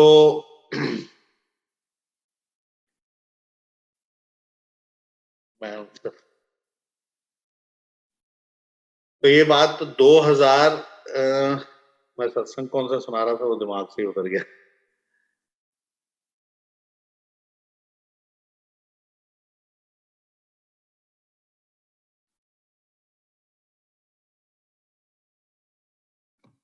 चलो anyway, तो अंकल जी आप बोल रहे थे कि दूर बैठी संगत पे गुरुजी ज्यादा कृपा करते हैं। हाँ नहीं, आ गया, ध्यान आ गया कि फिर गुरुजी ने, वो एक आंटी ने मुझे ऐसे टैप किया और बोला कि गुरुजी कुछ, मतलब गुरुजी कुछ कह रहे हैं। मैं कहा हाँ जी गुरुजी। तो गुरुजी की इतनी पंजाबी जो थी इतनी स्ट्रांग थी, तो उन्होंने बोला ले जाते ले दें। तो मेरे को समझ ही नहीं आया क्या बोल रहे हैं। मैं कहा हाँ जी गुरुजी। कहते ले जाते ले दें, थोड़ी तेज बोले, क्योंकि दोबारा बोलना पड़ा। तो खैर मैं उनको बाहर आ गया मैं तो, और वो अंकल आए, उन्होंने बताया भी ऐसे ऐसे गुरुजी ने 5.25 किलो चने मंगाए हैं। तो अब ये एक मेरे लिए नया वो वाकया था, नया वो था कि भाई यहाँ पर भी ऐसा कुछ वो चक्कर है कि ये चीज लानी है या वो चीज लानी है। तो हमने बाहर जाके दिमाग लगाया कि भी 5.25 किलो मंगाए हैं, पता नहीं अब ये कच्चे मंगाए हैं पक्के मंगाए हैं। उसके ऊपर हम सोते सोते जब तक मेन गेट तक आते, तो मैंने कहा यार कच्चे मंगाए होंगे, क्योंकि सिर्फ लड्डू अलाउड था उस वक्त लाना बाहर से, और लंगर जो है वो बड़े मंदिर से बन के आता था। तो मैंने कहा ये कच्चे ही चने होंगे, पके हुए नहीं होंगे। तो मैं वो जो है बाहर आ गए हम मेन गेट से। अब क्योंकि गुरुजी ने बोला था ले जाते ले दे, तो लेके तो हम बाहर आ गए कच्चे चने लेने, ये हमने आपस में डिसाइड कर लिया। अब उन्होंने गाड़ी मंगा ली, वो एक्साइज के मेरे डिप्टी कमिश्नर थे शायद राजस्थान के। तो उनकी गाड़ी आ गई लाल बत्ती वाली, तो मैंने कहा नहीं नहीं नहीं, आपकी गाड़ी में नहीं जाएंगे। तब तक एक गार्ड से हमने पूछा तो उसने बोला यहाँ पे सुल्तानपुर गांव है, वहां आप ट्राई कर लीजिए। तो मैंने कहा नहीं, मैं आपकी गाड़ी में नहीं जाऊंगा, क्योंकि गुरुजी ने कहा ले जा तो ले दे, तो take him and get him, तो मैं आपको लेके चलूंगा अब मेरी गाड़ी में। जब तक हम ये थोड़ा सा डिस्कशन कर ही रहे थे, मैंने देखा एक शॉप खुली हुई है थोड़ी सी दूरी पे, जो दिख रही थी हमें वहां से, कोई 200-150 फुट की दूरी पे होगी। हम वहां जाते हैं, उसकी सीढ़ियां चढ़ते हैं, राइट साइड पे शॉपकीपर खड़ा है, लेफ्ट साइड के ऊपर ग्रोसरी का सामान है, राइट साइड के ऊपर कॉस्मेटिक का सामान है। तो हमने पूछा भाई काले चने हैं, कहते नहीं खत्म है। घूमे, वापसी घूमे, लेफ्ट में नीचे देखा, 2 पैकेट पड़े हैं, उठा के देखे ध्यान से, थोड़ा सा हमें तो डाउट ही है व्हाइट और काले चनों में। तो उसने बोला काले चने, मैंने कहा आप तो मना कर रहे थे। देखा तो 2 पैकेट और हैं। तो इस तरीके से 5.5 किलो चने वहां प्रकट हुए उस दिन। जो दुकानदार भी हैरान। अब पेमेंट करनी थी, पेमेंट का टाइम है, वो क्या मैंने देनी है, अल्टीमेटली उनकी जेब से 100 रुपए निकला। मैंने कहा कि नहीं, पेमेंट मैं दूंगा, क्योंकि गुरुजी ने बोला ले जा फिर ले दें। तो अल्टीमेटली हमने उनको, मैंने पेमेंट कर दी। अब उस 1.5 फुट में हमने आधा किलो का जो पैकेट था वो खोला था, तो वो हमने उसको आधा किया ताकि 5.25 किलो हो जाए। बस कश्मकश यही चल रही थी कि कभी ये सुना नहीं था। तो मैंने उस दिन पहला इंसिडेंट था, तो ये था कि भाई गुरुजी 5.25 किलो चने मंगाए हैं, तो ये विधि वगैरह ये यहाँ पर भी होती है क्या? तो हम वो 5.25 किलो लेके और गुरुजी के पास आ गए, और वो 250 ग्राम चने जो थे, जो अलग करे थे, वो वहीं रह गए। अब रूटीन में मतलब मेरी थोड़ी सी नींद कम थी, 97 से बहुत कम सोता था। उस दिन वो भी नहीं सोया कि मेरे पैसे भी दिए हैं और 250 ग्राम चने भी वहां रह गए हैं। अगले दिन सबसे पहले जाके गाड़ी रोकी, तो उसकी दुकान में गए, तो वो कहने लगे कहाँ से आए हो, उसके भाई थे। मैंने कहा ये तो चने गए, लेकिन उसने चने मंदिर में रखे हुए थे। तो वहां से शुरू हुआ सिलसिला उस चना प्रसाद का। तो कहते यार कल हमारे यहाँ कोतक हो गया, वो आप ही आए थे। तो पहले तो वो मेरे चरण पढ़ने लगा, मैं कहा मेरे पर मत पढ़ो, ये तो सब गुरुजी की कृपा हुई है। तो मैंने तो वो 250 ग्राम अपने चने लिए, गाड़ी में रखे और गुरुजी के दरबार आ गए। अब तो कि थोड़ी सी 60, 70, 80, 100 संगत होती थी तब, तो बात पता लग गई, और फिर एक्साइटेड वाली बात तो थी कि भाई इस तरीके से प्रकट हुए हैं, इस तरीके से 250 ग्राम चने लेके आया हूँ। आज पहले वहां लेके आए, क्योंकि मैं 6, 6:30 बजे पहुंच जाता था। उस दिन आधा घंटा इस सब चीज में लेट हो गए, तो लेके हम घर आ गए। तो उन्होंने कहा भी हरी अंकल सोते तो है नहीं, रात को वो 3:30, पौने 4 बजे जो संगत था वो पहुंच गई, कहते जी चने प्रसाद दो। अब मेरे दिमाग में तो ऐसा कुछ अभी भी नहीं हो रहा है कि ये चना प्रसाद है, जो भी है। तो खैर उनको मैंने मुट्ठी भरी दे दिए। तो गुरुजी ने ना उस वक्त तक मुझे अपने चरण भी दिए थे। एक दिन रात को समाधि में बैठे थे, कहते मैं तेन ना स्पेशल चरण दे रहा हूँ। अब क्यों स्पेशल दे रहा हूँ? क्योंकि मैं तो अपने आप को मानता नहीं कि मैं बहुत बढ़िया इंसान हूँ या ये है। तो वो चरणों के पास ही मैंने एक कटोरे में चने रख दिए, तो मैंने गया मुट्ठी भर के लाके आंटी को दे दिए। मैं जब अंदर जाता हूँ वापस उस चरणों पे माथा टेक के, मतलब उसको ढकने, चरणों को मतलब जैसे कवर करके रखा हुआ था कपड़े से, तो पता नहीं क्या मन में आया या क्या, उन्होंने मेरे से बुलवाया। मैंने कहा आंटी देखना, ये 137 दाने हैं, 137 है। तो वो 137 ही थे जब उन्होंने गिने, उनके अंकल ने गिने, मैंने गिने। अब वो कैसे हुआ, क्यों हुआ, मुट्ठी भर के दिए थे तो मालूम नहीं कैसे हुआ। चलो वो भी कोई बात नहीं। लेकिन उसका किस्सा ये बना कि जो भी वो काम करती थी आंटी, उसकी जब सेल 137 पहुंची उस काम की, उन्होंने वो काम बंद कर दिया। फिर उसके बाद वो काम कभी नहीं किया। नंबर एक। इसमें दूसरा सत्संग जो अटैच है अगेन, वो ये कि एक दिन गुरुजी ने उन आंटी को बोला कि तू मेरे लिए ना शिव पुराण पढ़ा कर। अब ये मेरे लिए फिर बड़ी अनयूजुअल बात थी कि भाई गुरुजी हैं, हम हमारे लिए वो कुछ करें या वो पाठ करें या वो करें, ये क्या बात है कि संगत को बोल रहे हैं? मेरे मतलब कश्मकश चल रही है, ये मेरी सोच है कि भी ये शिव पुराण पढ़ने को बोल रहे हैं। तो अब गुरुजी जो है उनको बोल दिया, और वो आंटी जो है वो दिन रात शिव पुराण पढ़ने लग गई। तो एक दिन गुरुजी ने उनको बोला चल अपना सत्संग सुना। तो वो आंटी ने सत्संग सुनाया कि मैं जब शिव पुराण पढ़ती हूँ तो मेरे ना कोहनी में से, यहाँ से मतलब कोनी के इस हिस्से से अमृत निकलता है और गेंदे के फूल आ जाते हैं और चावल प्रकट हो जाते हैं। अब क्या है, इससे हो रहे तो हो रहे हैं, लेकिन मैंने कहा ये कैसे हो सकता है। तो मैं चेक करने के लिए उनके साथ मतलब बातचीत और आना जाना तो था ही थोड़ा बहुत। मैं उनके घर में सुबह सुबह ये चेक कर लिया कि कब ये पक्का पड़ती हैं। हालांकि हस्बैंड बड़े परेशान के, तो रात को 3 बजे देखता हूँ बिस्तर से गायब है, शिव पुराण पढ़ रही है। सुबह बच्चों ने जाना है, शिव पुराण पढ़ रही है। तो मैंने ऑफिस जाना है, शिव पुराण पढ़ रही है। कहते ये पागल हो रही है, मतलब वो जो वर्ड यूज करते हैं। और मैं जब उनके घर पहुंचा सुबह सुबह 9 बजे, तो तीसरे फ्लोर पे उनका घर, और नीचे से ही इतनी फ्रेग्रेंस गुलाबों की, जो गुरुजी कहते थे कि मेरी 8 खुशबुआं ने, वो ਤੁਹਾਡੇ ਲੈਵਲ ਦੇ ਹਿਸਾਬ ਨਾਲ ਤੁਹਾਨੂੰ खुशबू का एहसास होता है। तो जनरली मैंने जो सुना सबके मुंह से, वो गुलाबों की ही खुशबू सुनी, मुझे भी सिर्फ वहीं तक ही एहसास हुआ। तो वो नीचे से जब उनके घर पहुंचा तो खुशबू ही खुशबू, और ऊपर जब पहुंचा चुपचाप दबे पांव, तो बाई चांस दरवाजा खुला था अंकल से, तो मैंने उनको बोला चुप, और मैं अंदर जाता हूँ, देखता हूँ और बैठ जाता हूँ चुपचाप, और मेरी नजर वहीं है। फिर मैं देख रहा हूँ कहीं कोई पाइप पुइप तो नहीं लगी जहां से कुछ ऐसे निकल आए अमृत कि कोई बाबा बूबा सिस्टम हो यहाँ पे या कुछ मिले जुलत हो। तो ऐसा कुछ नहीं था, एक्चुअल में वहां अमृत हुआ, आया। और ऐसे ऐसे जैसे अमृत की धारा निकलती है, फिर गेंदे के फूल आए, फिर चावल के दाने प्रकट हुए। अब वो कैसे हो गए, कहाँ से हो गए, अचंभित वाली बात थी। खैर, मैं आ गया, सिलसिला चलता रहा। कुछ महीने बीते, 2-3 महीने बीते या 1-2 महीने, वो तो याद नहीं है इस वक्त। तो एक दिन वो आंटी जलंधर गई हुई थी, गुरुजी ने बुलाया था या वो खुद से गई थी। तो गुरुजी ने उनको बोला कि चल अपना सत्संग सुना आंटी। उसने अपना सत्संग सुना दिया कि ऐसे ऐसे मैं, गुरुजी ने मुझे शिव पुराण पढ़ने को बोला है और मैं शिव पुराण पढ़ती हूँ, और इस तरीके से गेंदे के फूल और वो सब प्रकट होता है और चावल आते हैं और ये आता है। तो जैसे ही वो बैठने लगी तो कहते चने मुफ्ती चलाई जाएंगी। अब ठीक है, वो तो उधर हो रहा है, मुझे थोड़ी मालूम है जलंधर में। तो रात को 1:10 का समय था, उस आंटी का फोन आता है। कहते आज क्या हुआ हरि अंकल, पता है? मैंने कहा बताओ क्या हुआ। कहते गुरुजी ने मैंने क्या कि सत्संग सुनाना से, तो मैंने तो शिव पुराण वाला सत्संग सुना दिया। जब मैं बैठने लगी तो कहते चने मुफ्त ही जलाए जाएंगे। तो उस दिन मुझे एहसास हुआ कि ये चने तो नायाब हैं। वो तब तक मेरे पास 6 महीने से ऊपर हो चुके थे उस चने को, और आज 21 साल हो गए हैं, वो चने एज इट इज पड़े हैं। ब्लैक चने जो हम खाते हैं, खाने में इस्तेमाल करते हैं, वो आज भी 21 सालों से ऐसे ही हैं।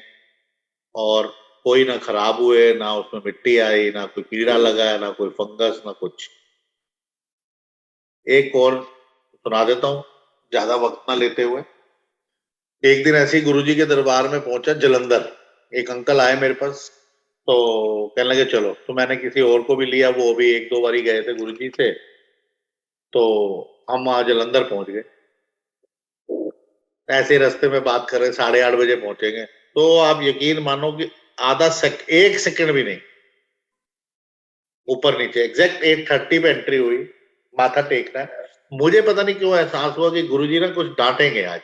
तो मैं पीछे होता चला गया। तो वहां ज्यादा संगत तो होती नहीं है उस वक्त में, मतलब इन एनी केस। और 5-7 मिनट में नंबर आ गया, लेकिन मैं पीछे, और जैसे मेरा 5वां आया तो मैं 8वें में हो जाता था। फिर 5वें नंबर पे आया तो 8वें में हो गया। लेकिन अल्टीमेटली मुझे माथा टेकना पड़ा। जैसे ही माथा टेका, वही हुआ जो एहसास हो रहा था। तू की करना आया? मैं कहा गुरु जी मत्था टेकन। उथे टेक लेना सी। मैं कहा गुरु जी दर्शन करने सी। कहते दर्शन उत्थे नहीं देता। तो एक दिन ऐसे ही रात को घर पे आ गए थे, 3:30 बजे की, दरवाजे खिड़कियां बंद थे, और साक्षात आ गए। मैंने दंडवत करी, वॉशरूम गया, वापस आया। तो मैंने बोला फिर आओ तो मानो। फिर आ गए, फिर हाथ लगाए, चरण स्पर्श करे, देखा, साक्षात आए। कोई मतलब ऐसे नहीं कि स्वप्न देख रहे हैं कुछ। बकायदा मैं वॉशरूम जाता हूँ, चल के जाता हूँ, वापस आता हूँ, हाथ धोते हैं। तो मेरे को कहते कि मैं क्या, भी दर्शन करने सी। कहते दर्शन उत्थे नहीं कर सकते सीगे बंदे। फिर कहते बाद में मुझे बोले, कहते जो तुसी घरों निकलते हो, ये उन्होंने मुंह से बोला। ਤੁਸੀਂ ਸੁਣਦਾ ਨਾ ਮਾਤਾ ਦੇ ਬੱਸਾਂ ਪਲਟ ਜਾਂਦੀਆਂ ਨੇ, ਮਾਤਾ ਦੇ ਜਾ ਰਹੇ ਸੀਗੇ। ਤੇ ਮੈਨੂੰ ਸੰਗਤ ਦਾ ਖਿਆਲ ਰੱਖਣਾ ਪੈਂਦਾ ਹੈ ਜਦੋਂ ਤੁਸੀਂ ਮੇਰੇ ਕੋਲ ਆ ਰਹੇ ਹੋ। ਤੇ ਜੇ ਮੈਂ ਦਿੱਲੀੋਂ ਦੀ ਜਲੰਧਰ ਆਇਆ, ਮੈਂ ਕੋਈ ਕੰਮ ਕਰਨ ਆਇਆ, ਤੁਸੀਂ ਇੱਥੇ ਇੰਨੀ ਦੂਰ ਆ ਰਹੇ ਹੋ, ਮੈਨੂੰ ਕੋਈ ਕੰਮ ਹੋਏਗਾ ਤਾਂ ਮੈਂ ਤੁਹਾਨੂੰ ਆਪ ਬੁਲਾਵਾਂਗਾ, ਔਰ ਤੈਨੂੰ ਟੱਕਰਾ ਮਾਰਨ ਦੀ ਕੀ ਲੋੜ ਹੈ, ਤੈਨੂੰ ਮੈਂ ਪੂਰਾ ਦਰਬਾਰ ਦਿੱਤਾ ਹੋਇਆ ਹੈ, ਤੈਨੂੰ मैं अपने चरण देते, तैनू मैं अपना अपने स्वरूप को ना ब्लेस कर, एक बार ऐसी जैसे स्वरूप बांट रहे थे तो मुझे दिया, एक दिया, दो दिया, कहते तेरा तो एक दो नाल काम होएगा नहीं, क्योंकि तू तो वंडेगा। मेरी आदत थी भी चलो चीज मिली है वंड खाओ छक खाओ जैसे होता है, तो जैसे उन्होंने मुझे फिर 5-6 दे दिए, 6 दे दिए तो मैंने कहा एक और दे दो, कहना फिर दे, एक की जगह 6 मिले, फिर ढिड फिर नहीं भरिया, अच्छा चल, तो उसके ऊपर सिर्फ फिर ऊपर लिफाफे के ऊपर साइन कर दिया जिस एनवलप में वो थे, बाकी सबके ऊपर तो स्वरूप के ऊपर लिखा। अब मुझे थोड़ी पता था कि उन्होंने चले जाना, तो मैंने तो अपना एज यूजुअल जो मेरी हैबिट थी मैंने बांटना चालू कर दिया। एक कैलेंडर मिलता, मैं अंकल 2-4 और दे दो, बांट दूंगा। तो वो अंकल जो सेवादार होते थे वो कहते यार हम अपने आप दे देंगे जिसको देना है, जिसको गुरु जी को मिलना होगा वो अपने आप आएगा, वो उसको देंगे, मेरी कोशिश होती थी। तो एनीवे उस दिन वो अपना गुरुजी ने बोला कि मैंने तेनू सारा दरबार दे दिता है, चरण तेनू दे देते। शिवपुराण एक दिन उन्होंने ब्लेस करा हुआ अपना, शिवपुराण खैर ब्लेस्ड ही है, लेकिन अब उनके हाथ से मिलना तो वो एक अलग बात हो गई। तो कहते तेनू शिवपुराण तेनू दिता, अपने स्वरूप नू मैं ब्लेस, ये उनके लफज थे, कहते मेरे स्वरूप नू, अपने स्वरूप नू मैं ब्लेस करके तेनू दिता। फिर एक बार मैंने ना गणेश जी कुछ लेके आया था गोल्ड प्लेटेड बॉम्बे से, मेरे आंटी के सिस्टर ने दिए थे, तो मैं लेके गया, एक आंटी को बड़ा अच्छा लगा, मैनू दे दो। अब वो 7-8 हजार रुपए का था, तो मैंने कहा, उन्होंने पेमेंट दी और ले लिया। तो वो कहते थे गुरु जी को ब्लेस करा दो, तो इससे गल कर लेते हो, कर हिम्मत करके गुरु जी के बोला, मैं कहा गुरु जी ब्लेस कर दो।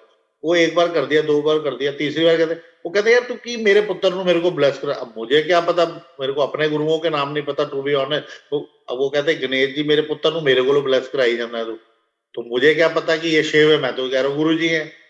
तो उस दिन नहीं क्लियर है, ये उस वक्त की बात है। तो कहते यार तू की मेरे पुत्र में मेरे को ब्लेस कराई जाना, तो खैर उन्होंने वो गणेश जी ब्लेस करके दे दिए। अब अगले दिन मैं फिर पहुंचा, कहते यार हुन आज लास्ट है, मैं क्या मेरे पास है बस लास्ट गुरु जी एक और कर दो, तो वो फिर मैंने अपने पास रख लिया। तो उस दिन उन्होंने जिक्र किया कि स्वरूप मैं तेनू अपना ब्लेस करके देता, शिव पुराण देते, चरण दे देते, तेनू गणेश जी ब्लेस करके देता, और तेनू वो प्रसाद देता जरा पूरी दुनिया नहीं है। उस दिन उन्होंने बोला कि पूरी दुनिया में जितनी संगत है, इतनी डिटेल में नहीं, उन्होंने तो कहते पूरी दुनिया जरा प्रसाद नहीं है वो मैं तेनू दे देता है, तो तेरा मंदिर पूरा है, तेनू टकरा मारने की लोड़ नहीं, तू घर जा मत्था टेक। ठीक है, हम आ गए। तो मैं कहा गुरु जी लंगर, कहते कोई लंगर नहीं, बाओ आउट। बोला आउट नहीं, बोला कहते चलो। तो मैं क्या उन्होंने कहता उन्होंने छड़ तू जा। अब मैं जाऊं, मैं कोई 10 किलोमीटर थोड़ी गया हूं, 500 किलोमीटर, 400 450 किलोमीटर पता नहीं जितना भी था वो जलंधर दिल्ली से, और 2 बंदे आए। अब रात को सिंगल रोड, मैं अकेला कैसे आ जाऊं। तो कहते तू चल। बाहर आके 5 मिनट बैठ गया, और ये भी बोला, मैंने कहा गुरु जी लंगर, कहते कोई लंगर नहीं, चलो जिस तरह आए उस तरह वापस जाओ। बाहर आके बड़ा गुस्सा, मैंने कहा बस छुट्टी, आज लास्ट डे, अब नहीं आना मैंने। ये ऐसे कोई थोड़ी करता है, तहजीब नाम की भी चीज होती है, कोई घर आया घर वाले को चाय पानी तो पूछ लेता है।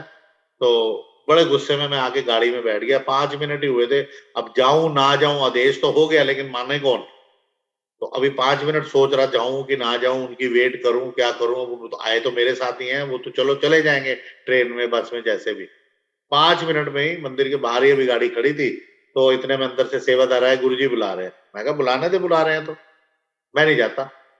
तो 10 मिनट मैंने भी आया, अब बुला रहे हैं तो थोड़ा सा तैश भी आ गई, और अपने वो दिखाने लगे हेकड़ी, और 10 मिनट या 5 मिनट तक दिखाई। फिर वो कहते आ जाओ गुरु जी का देश है, आ जाओ। खैर मैं चला गया बड़े गुस्से में। फिर गुरु जी ने जिस तरह मैं पहुंचा, चलो लंगर करो इधर। मैं गुस्से में ना, मैंने कहा लंगर क्या, 50 रुपए का बाहर नई हवेली खुली है जलंधर में, 50 रुपए खर्चने को तो दिल नहीं करता, लेकिन कोई बात नहीं आज खर्च लूंगा, वहां आराम से फर्स्ट क्लास तंदूरी रोटी दाल खाऊंगा। जो मन में आया, सत्संग तो वही है ना, इसीलिए गुरुजी ने कभी भी, ये मेरा सत्संग किसी को नहीं बोलेंगे कि चल आंटी का सत्संग सुना दे, हमेशा सत्संग उसी का सुनना जिसका है। ऐसे एक बात याद आई। तो खैर एनीवे, बड़े अनमने ढंग से उस दिन, अच्छे ढंग से नहीं, अच्छे मन से नहीं, और मतलब दिमाग थोड़ा सा घूम रहा था और 2 चपाती मैंने खाई, नहीं तो मैं तो 14-15 चपाती खा जाने वाला। 2 चपाती खाई। तब उस दिन जब माथा टेका इजाजत लेने वक्त, दंडवत प्रणाम की, तब गुरुजी ने बोला कि भाई ਜਦੋਂ ਤੁਸੀਂ ਘਰੋਂ ਨਿਕਲਦੇ ਹੋ तो मैंने ਤੁਹਾਡਾ ख्याल रखना पैंदा है। तब ये बात बोली थी। तो एनीवे हम वापस आ गए, कैसे गाड़ी पहुंच गई 6-7 घंटे में वहां से, और इस तरीके से ये हुआ। ठीक है आंटी, समाप्ति है। हाँ जी अंकल, हमने तो सारी संगत को बोला था कि एक्स्ट्रा टाइम लेके बैठना आराम से। अंकल जी आपका तो सत्संग नहीं, मालूम ही मुझे तो है। कोई प्रॉब्लम नहीं है। मेरे पास टाइम के अलावा कुछ है नहीं ना। एक मैं हूं और एक टाइम है, बस मेरे पास अपना टाइम ही है खाली। और एक अपनी नहीं आंटी है, वो पता संगत नहीं कितनी अपनी है। अपने तो गुरुजी हैं, और तो गुरुजी आपको अपने सब अपने हैं। लंगर का अंकल जी, सत्संग सुना देता हूँ। हाँ जी आंटी। हाँ जी अंकल, हाँ जी अंकल, अगर अगर आपको गुरुजी आज्ञा देती हैं तो आप प्लीज जो गुरुजी का ब्लेस मुझे तो किए आ हुए गया, कहते हैं बोलते रहो। मुझे तो आ गया है, बोलते रहो। एक बार एक आदमी, एक कोई ऐसे, नहीं, आप दिखाएं भी अंकल, दिखाएं भी वो, अगर आप आपको आज्ञा चने और गुरुजी के ब्लेस की, क्योंकि देखो पूरा गुरुजी वर्ल्ड तो आपके पास नहीं आ सकता। गुरुजी की ब्लेसिंग है, मुझे दिखाने में क्या दिक्कत है, जब मुझको बांटने में दिक्कत नहीं है। एक बार एक आंटी आई तो मुझे बोलती हैं कि आप ये गलत कर रहे हो। मैंने कहा क्या गलत कर रहे हो? कह रही कि आप बांट क्यों रहे हो? मैंने कहा हाँ। मेरे मन में शक डाल दिया, तो मैंने कुछ साल तक दिया ही नहीं। मतलब कुछ 1-1.5 साल का वक्ता निकल गया, जैसे मैंने बोला था। लेकिन जब वो सत्संग सुना जलंधर में, अब मुझे बुला के तो उन्होंने कभी बोला नहीं कि मैं ये प्रकट कर रहा हूं, या सब कुछ हो रहा है ना, इसीलिए मैंने कहा कि होता रहा। अब जिस दिन उस आंटी ने 1:10 पे मुझे फोन किया, क्योंकि उन्हें पता मैंने सोना तो है नहीं उस वक्त, तो वो मुझे कहती हैं हरी अंकल आज मुझे गुरुजी ने बोला सत्संग सुनाओ। मैं कह रहा हूं पैसे मैंने खर्चे, 5.25 किलो वो अंकल ले गए, 137 दाने आप ले गए। आज 21 साल हो गए, मुझे एक दाना नहीं मिला, मेरे आंटी को नहीं मिला, मेरे बच्चों को नहीं मिला, मेरे मम्मी पापा चले गए ऊपर, उनको नहीं मिला आज भी, टिल डेट। तो मैं सोच रहा हूं उस दिन वो क्लियर हो गई बात। जिस दिन एक आंटी बोल गई तो मैं तो उस दिन के बाद उसको नहीं देता था किसी को। लेकिन जिस दिन गुरुजी का सत्संग हो गया, गुरुजी के समक्ष, उस आंटी को, अब समझे बात को, कि गुरुजी ने उस आंटी को बोला चलो चने मुफ्त ही ले जाएंगी। तो गुरुजी को मालूम है कि चना हैज बीन गिवन, चना उस आंटी को दिए गए हैं। किसके थ्रू? हैरी के थ्रू। चने किसके हैं? गुरुजी के। दुकानदार से आए, पेमेंट हुई, गुरुजी ने प्रकट करवाए, गुरु चने तो है नहीं वहां पे, तो प्रसाद है ना फिर इसका मतलब। और मैंने दिए हैं, वो गलत किया या सही किया कैसे प्रूव होगा? तो गुरुजी ने खुद ही एक दिन प्रूव कर दिया, मुझे पूछने की जरूरत नहीं पड़ी। तो इसमें मैंने क्या निकाला निचोड़ इसका, कि आप विश्वास रखो अपने आप, जब सही वक्त आएगा आपको आपको आपका जवाब मिल जाएगा। इसमें यह भी निकला कि गुरुजी ने, मैंने सवाल नहीं किया, मैं उस दिन से देना बंद कर दिया, क्योंकि मुझे आंटी ने, आप आज की डेट के अंदर एक एग्जाम्पल है, मैं आपसे पूछूंगा मुझे जुकाम है मैं क्या लूं, आप कहोगे स्टीम ले लो, दूसरा कहेगा उसमें विक्स वेपर डाल दो, एक बोलेगा सौंफ डाल दो, ये कर लो, वो कर लो, गरारे कर लो, ये कर लो, तो 36 उसके नुस्खे आ जाएंगे। इसी तरीके से मुझे भी अरे आप ये क्या कर दिया, आप बेअदबी कर रहे हो, वो प्रसाद आपका है, आपको पता है गुरुजी ने जो प्रसाद जिसको देना उसी को देते। बात तो बिल्कुल ठीक थी। गुरुजी कहते जेड़ा प्रसाद तेनू दिता है, मैंने एक दिन उनको बोला, शिवरात्रि थी तो मैं जलंधर गया हुआ था, तो उन्होंने, मैंने ना बफे सिस्टम लगा हुआ था उस दिन बाहर ग्राउंड में जलंधर के, तो मैंने ना खूब सारा प्रसाद डाल लिया कि भाई अब कौन बार बार आएगा और नंबर लगेगा नहीं मिलेगा, कम पड़ेगा या नहीं पड़ेगा। तो 6-7 5-6 प्रसादे, सब्जी, चाव, जो भी कुछ मिला। लेकिन इतने में गुरुजी बुला रहे मुझे दूर से। अल्टीमेटली जब मैं पहुंचा तो उन्होंने इतना सारा प्रसाद मेरे दोनों हाथों में भर के दे दिया, प्लेट वहीं धरी की धरी रह गई। तो मैंने सोचा, मैं कहा गुरुजी ਇਹਨੂੰ दिल्ली ले जाऊं, अपने घर ले जाऊं थोड़ा जा। कहते अपनी चिंता कर, उन्होंने मैं देना होएगा, उन्होंने दे देंगे, तू आप खा। तो इतना सारा प्रसाद था कि दोनों हाथ भरे हुए थे। तो यही समझा था कि जो प्रसाद मिला वो हक का है।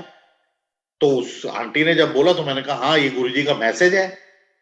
लेकिन गुरुजी का मैसेज जो असल आया वो ये आया कि गुरुजी के समक्ष गुरुजी उस आंटी को बोल रहे हैं कि चल वो चने का सत्संग सुना।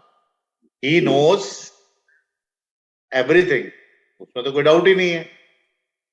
लेकिन उस दिन ये क्लियर हो गया कि ये चना प्रसाद उस आंटी को उन्हीं की मर्जी से दिया गया है और देने में कोई हर्ज नहीं है। लेकिन किसको देना है, वो जब हुक्म आता है। तो आज तक हुक्म नहीं आया मेरे को अपने बच्चों को देने को, या मेरे माँ बाप को, या मेरे आंटी को, या मुझे को। हाँ, एक बार किसी को दिया था, उनका गिर गया था, कहते और मैं कहूं अब नहीं दे सकता मैं, आप ढूंढो। उन्होंने 1 घंटा तो नहीं, 10-15 मिनट ढूंढा, नहीं मिला। हमको 15 दिन के बाद मेरे कमरे में मिल गया वो, उसी गुरुजी के कमरे में जहां पे गुरुजी का मतलब ये सब रखा हुआ। तो वो मैंने सेवन किया था। अब उसको सेवन करना है, रखना है। अब जिनको मिला, अब एक आंटी को मेरे को आया विजन ऐसे, तो वो एलए में बैठे हुए थे, तो उनको दिया। अब उन्होंने खाया या वो डब्बी लेके अंकल आए अपना चांदी के रख के लेके चले गए, किस में रखा मुझे पता नहीं। यहाँ एक आंटी को मिला था तो उन्होंने चांदी के उसमें रख लिया। कोई ये तो है नहीं कि कोई 10 रुपए देगा या 1 रुपए देगा तो मिलना है। तो जब जिसको आया, क्यों आता है, कैसे आता है, वो भी मालूम नहीं है। और क्यों मिलना है तो क्यों मिलना है, उससे होना क्या है ये भी मालूम नहीं है। तो मैं राजा की तरह रह रहा हूं, तो ये तो जरूरी नहीं है कि टाटा बिरला बन जाएंगे तभी राजा बनोगे। सब कुछ सुख शांत हो, आराम से बैठे तो भी राजा हो। अब वो एक दाना मिलना है, यहाँ अभी 100 दाने बचे हुए हैं, तो गिने तो है नहीं, तो एज इट इज पड़े हैं।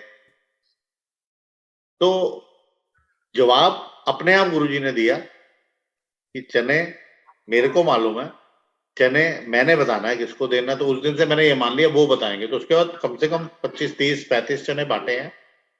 गिनती तो मेरे पास नहीं है, कभी सोचा ही नहीं गिनती करने को। एक दिन मैं सोच रहा हूँ कि एक अंकल आंटी थे, उनको दूंगा दूंगा दूंगा, तो वो एक दिन पहुंच गए। तो उनको मैं सोच रहा हूँ कि एक दाना दूंगा। मैं जितनी बारी चम्मच से उठाने की, चम्मच उसमें, वो चम्मच भी उसमें एसिडिटी पड़ी है, तो चम्मच से उठाऊं, एक बार उठाया, 2 बार उठाया। तो कहते हैं अंकल दे क्यों नहीं रहे आप, चेंज क्यों कर रहे हो। मैं कहा चेंज नहीं कर रहे, हर बार 2 आ रहे हैं। तो कहते हैं फिर गुरु की कृपा, हम दोनों को दीजिए, हस्बैंड वाइफ को। मैंने कहा वो तो गुरु जी डिसाइड करेंगे। तो अंदर से ऐसे आए, हाँ तो दोनों ने देना, तो और की कर। नहीं तो आज तक, और पहले और आज तक 21 साल में कभी भी नहीं हुआ, जब भी दिया एक दाना उठाया तो एक ही आता है, लेकिन उस दिन 2 दाने आए, तो उनको दोनों दाने दे दिए फिर, और जुड़े हुए। फिर जब भी दिए भी तब भी दोनों दाने जुड़े हुए ही आए। अब ये कैसे हुआ वो जाने, छोटी छोटी चीज। तो ऐसे एक बारी दरबार में बैठे हुए थे, तो लंगर का सत्संग है कि भाई देखते थे भाई कोई आंटी कनाडा से आई हैं, तो उनको 2 बार प्रसाद मिल गया, या कोई अमीर है तो उसको दे दिया, या कोई मिनिस्टर है तो उसको ज्यादा बार दे दिया, या चाय प्रसाद ज्यादा बार दे दी। तो मैंने कहा हमें तो कभी डबल देते नहीं है। लेकिन उस वक्त तक ये समझ नहीं थी भी अगर डबल नहीं दे रहे भाई, तुम्हें अगर डॉक्टर ने एक गोली दी है तो तुमको एक गोली खानी है। किसी को ज्यादा तकलीफ है तो वो 2 गोली खाएगा, किसी को 6 दिन बुखार चढ़ेगा, किसी को नहीं भी चढ़ेगा। लेकिन प्रसाद तो सबको मिलना है। लेकिन इनको 2 बार क्यों दिया, उसको पहले उठा के क्यों दिया, वो पीछे बैठी हुई है, आगे 40 संगत बैठी है, आओ आंटी। मैंने कहा पहले प्रसाद में कुछ है, खास होता है। तो सबकी होड़ होती थी कि जैसे ही गुरुजी अपने सिंहासन में बैठे मैं माथा टेक लूं। लेकिन लाइन का सिस्टम था, लेकिन शुरू के 5-7 तक तो ऐसा होता था, राइट से इधर से मैं चाहे चरण पकड़ लूं, जैसे बाद में गुरुजी के आशीर्वाद कम हो जाएगा। मतलब हमारी सोच, इंसानों की सोच थी, हम सोचते थे पहले चरण पकड़ लो, अभी अभी नहा धो के आए हैं तो पहले में पूजा करके आए हैं, तो इनके में फिर पहले शक्ति है, बाद में शक्ति खत्म हो जाएगी। सोच थी मेरी, बाकी सबके लिए नहीं मैं कह रहा, वो उनकी सोच होगी। इसी तरीके से प्रसाद की थी कि भाई पहला प्रसाद दिया है, 40 संगत आगे बैठी, वो पीछे से आंटी अंकल आ जाओ अंकल, तो उनको दिया। तो मेरे को लगा आज देंगे आज देंगे आज देंगे। तो एक दिन वो वक्त आ गया, तो उन्होंने 7 दिन सबसे पहला प्रसाद, चाहे मैं पीछे बैठा कहीं भी बैठा, पहली बार दिया। अब लेकिन उसका कारण क्या है वो नहीं मालूम, उसके बारे में मैं टिप्पणी नहीं करता। कोई मैं उससे मेरे को क्या ठीक हो गया या होना था, कुछ गड़बड़ होनी थी तो नहीं हुई, तो वो मैं नहीं बता सकता क्योंकि मुझे मालूम ही नहीं है ऐसे, लेकिन हुआ। तो इसी तरीके से कई बार मैंने देखा कि इनको 2-2 बार दिया, या किसी को एक लड्डू, सबको एक एक लड्डू मिल रहा था तो 2 लड्डू दे दिए। तो उस दिन अंकल गुरुजी बांट रहे थे मिलके, तो 2-2 पीस सबको दे रहे थे। वो 2 पीस की जगह उन्होंने 4 पीस उठाए और मुझे दे दिए। और पहले तो आउट ऑफ द लाइन बुलाया, 20 बंदे खड़े थे अभी संगत के, तो मुझे कहते हैं सर जी इधर आ जाओ, आउट ऑफ द लाइन। जबकि गुरुजी कहते थे कि आप लाइन में प्रसाद दो, क्योंकि यहाँ देवी देवता भी लाइन में प्रसाद लेते हैं, तो उनकी वो होती है, मतलब उल्लंघना नहीं करनी है, उनको गुस्सा नहीं आना चाहिए, वो आपको श्राप दे सकते हैं, जो भी है, मतलब इतनी डिटेल में तो उन्होंने बोला, कहते भी आपने लाइन नहीं तोड़नी, क्योंकि यहाँ देवी देवता भी लाइन में लगते हैं, ठीक है। लेकिन उस दिन उन्होंने खुद ही आउट ऑफ द लाइन बुलाया और कहते हैं कि जो आओ सरदार जी आओ। मैं गया तो उन्होंने 2 पीस की जगह 4 पीस उठाए और मैं बड़ा खुश कि आज तो 4 पीस मिल गए। मैं अपना बाहर आया, जो सिस्टम था वहां पे कि आपने दरबार से बाहर आना है, बाहर आके अपने 4 पीस जो भी प्रसाद आपको मिलता है, लड्डू का या कोई जैसे ड्राई फ्रूट्स होते थे या जिस भी चीज का, तो उस दिन मिल्क केक का था, 4 पीस मिले, मैं बाहर गया, 4 पीस मैंने खाए और हाथ धो के और अंदर आके जैसे बैठना, तो कोशिश होती थी भी पास बैठना, तो जल्दी जल्दी खा के आ गया, तो उसको तो जल्दी जल्दी खा लिया। अभी 4 पीस फिनिश करे तो जैसे ही मैं आके बैठने लगा, बैठने नहीं दिया, अभी आके अपनी जगह पे खड़े होके बस बैठ झुका ही हूँ, सर जी इधर आ जाओ। फिर आउट ऑफ द लाइन बुलाया, फिर 4 पीस दिए, मैं फिर 4 पीस, बड़ा खुश। अब तो कई आंटियां भी मिली और हेलो भी हुआ और जफियां भी मिली और बातें भी हुई और हंसी मजाक, और बाहर आ गए। अब एक तो डबल प्रसाद मिला, प्लस 2 बार मिल गया, तो आज तो डबल का डबल हो गया। चलो 4 पीस फिर खाए, फिर अंदर। अब मुझे जो जगह है उनके राइट साइड पे मिली, गुरुजी बैठे हैं तो उनके राइट साइड पे कोई 15-20 फुट की दूरी पे मिली, तो फिर बैठने को हुआ, फिर 4 पीस, फिर बुला के सर जी इधर आ जाओ। अब तो खुशी का ठिकाना नहीं, क्योंकि मेरे टेन्योर में कभी 3 बार किसी को प्रसाद नहीं मिला, तो वैसे मिले होंगे लेकिन मेरे टेन्योर में मेरे सामने नहीं। अब तो मेरे को लगे कि मैं मिनिस्टर हूं या प्राइम मिनिस्टर हूं या क्या हूं, पता नहीं मोदी हूं या क्या हूं, तो मोदी बेचारा आया नहीं था। तो एनीवे वो 3 बार मिला, अब वो 12 पीस हो गए। मैंने कहा यार सरदार जी हैं, शायद 12 पीस दे दिए, या पता नहीं क्या चक्कर है। जो जो दिमाग में सवाल आते गए, सोच के 12 पीस खाए और अपना आ गए। तो अब 12 पीस खाने के बाद मैंने सोचा अब पंगा मत लो, अब ना सबसे पीछे बैठ जाओ। सबसे पीछे गुरुजी के सिंहासन से जहां वो बैठे थे, उनका अपना रूम था, और रूम के डायरेक्शन में एक पिलर आता था बीच में। तो मैंने ऐसी ओट ओट ली और इस एंगल में बैठा कि मुझे वो देखा ही नहीं। तो जैसे ही मैं बैठने लगा, वो एंगल बना के कि भाई पिलर आ जाए और वो मुझे ना देखे, जैसे ही बैठने को हुआ, अब की बार 60-70% पोजीशन बनी बैठने की, तो सेवादार आए, हैरी अंकल गुरुजी बुला रहे। फिर चौथी बार प्रसाद, अब वो चौथी बार जब मिला तो मैंने तो हालत होगी खराब। क्यों? जल प्रसाद भी पीना पड़ा, 12 मिल्क केक, पंजाब से आया हुआ, इतने बड़े बड़े डबल डबल पीसेस, जो आज की डेट के अंदर है उसके डबल ट्रिपल, इतना बड़ा बड़ा पीस। तो वो 16 पीस प्रसाद, 5-6 गिलास, क्योंकि 1-2 गिलास पहले पी लिया था जल प्रसाद, स्टील के इतने बड़े बड़े गिलास, और 2-3 और पीने पड़े किसी तरीके से। तो मतलब मेरे मुंह से तो यही निकलता है, मुझे नहीं पता कि प्रेग्नेंट आंटी की क्या हालत होती है। मेरी हालत उस दिन वही हुई कि भाई उठना इतना दुबुर हो गया कि मैं उठ ही नहीं पाया। मैंने कहा चुपचाप यहीं बैठे रहो, उठ ही नहीं सकता, कोई है ही नहीं। इतने में मैं जो जिस जगह पे बैठा था और वहां से जो मैं देख सकता हूँ कि किचन देख सकता हूँ, तो किचन से सेवादार निकलेगा और वो राइट घूमेगा गुरुजी की तरफ। तो जैसे ही मैंने देखा कि अब ये सेवादार निकला है, हाथ में कटोरा और इधर नैपकिन, मैं उठा और जैसे तैसे भी उठा।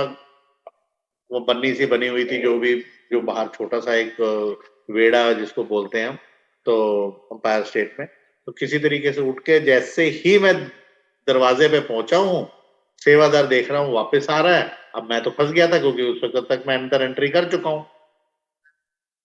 सेवादार वापस, सरदार जी इधर आ जाओ। तो मैंने कहा पता नहीं क्या करेंगे, और मैं लिटरली स्टेप ऐसे निकल रहा हूँ कि अभी पेट फटा कि मेरा पेट फटा।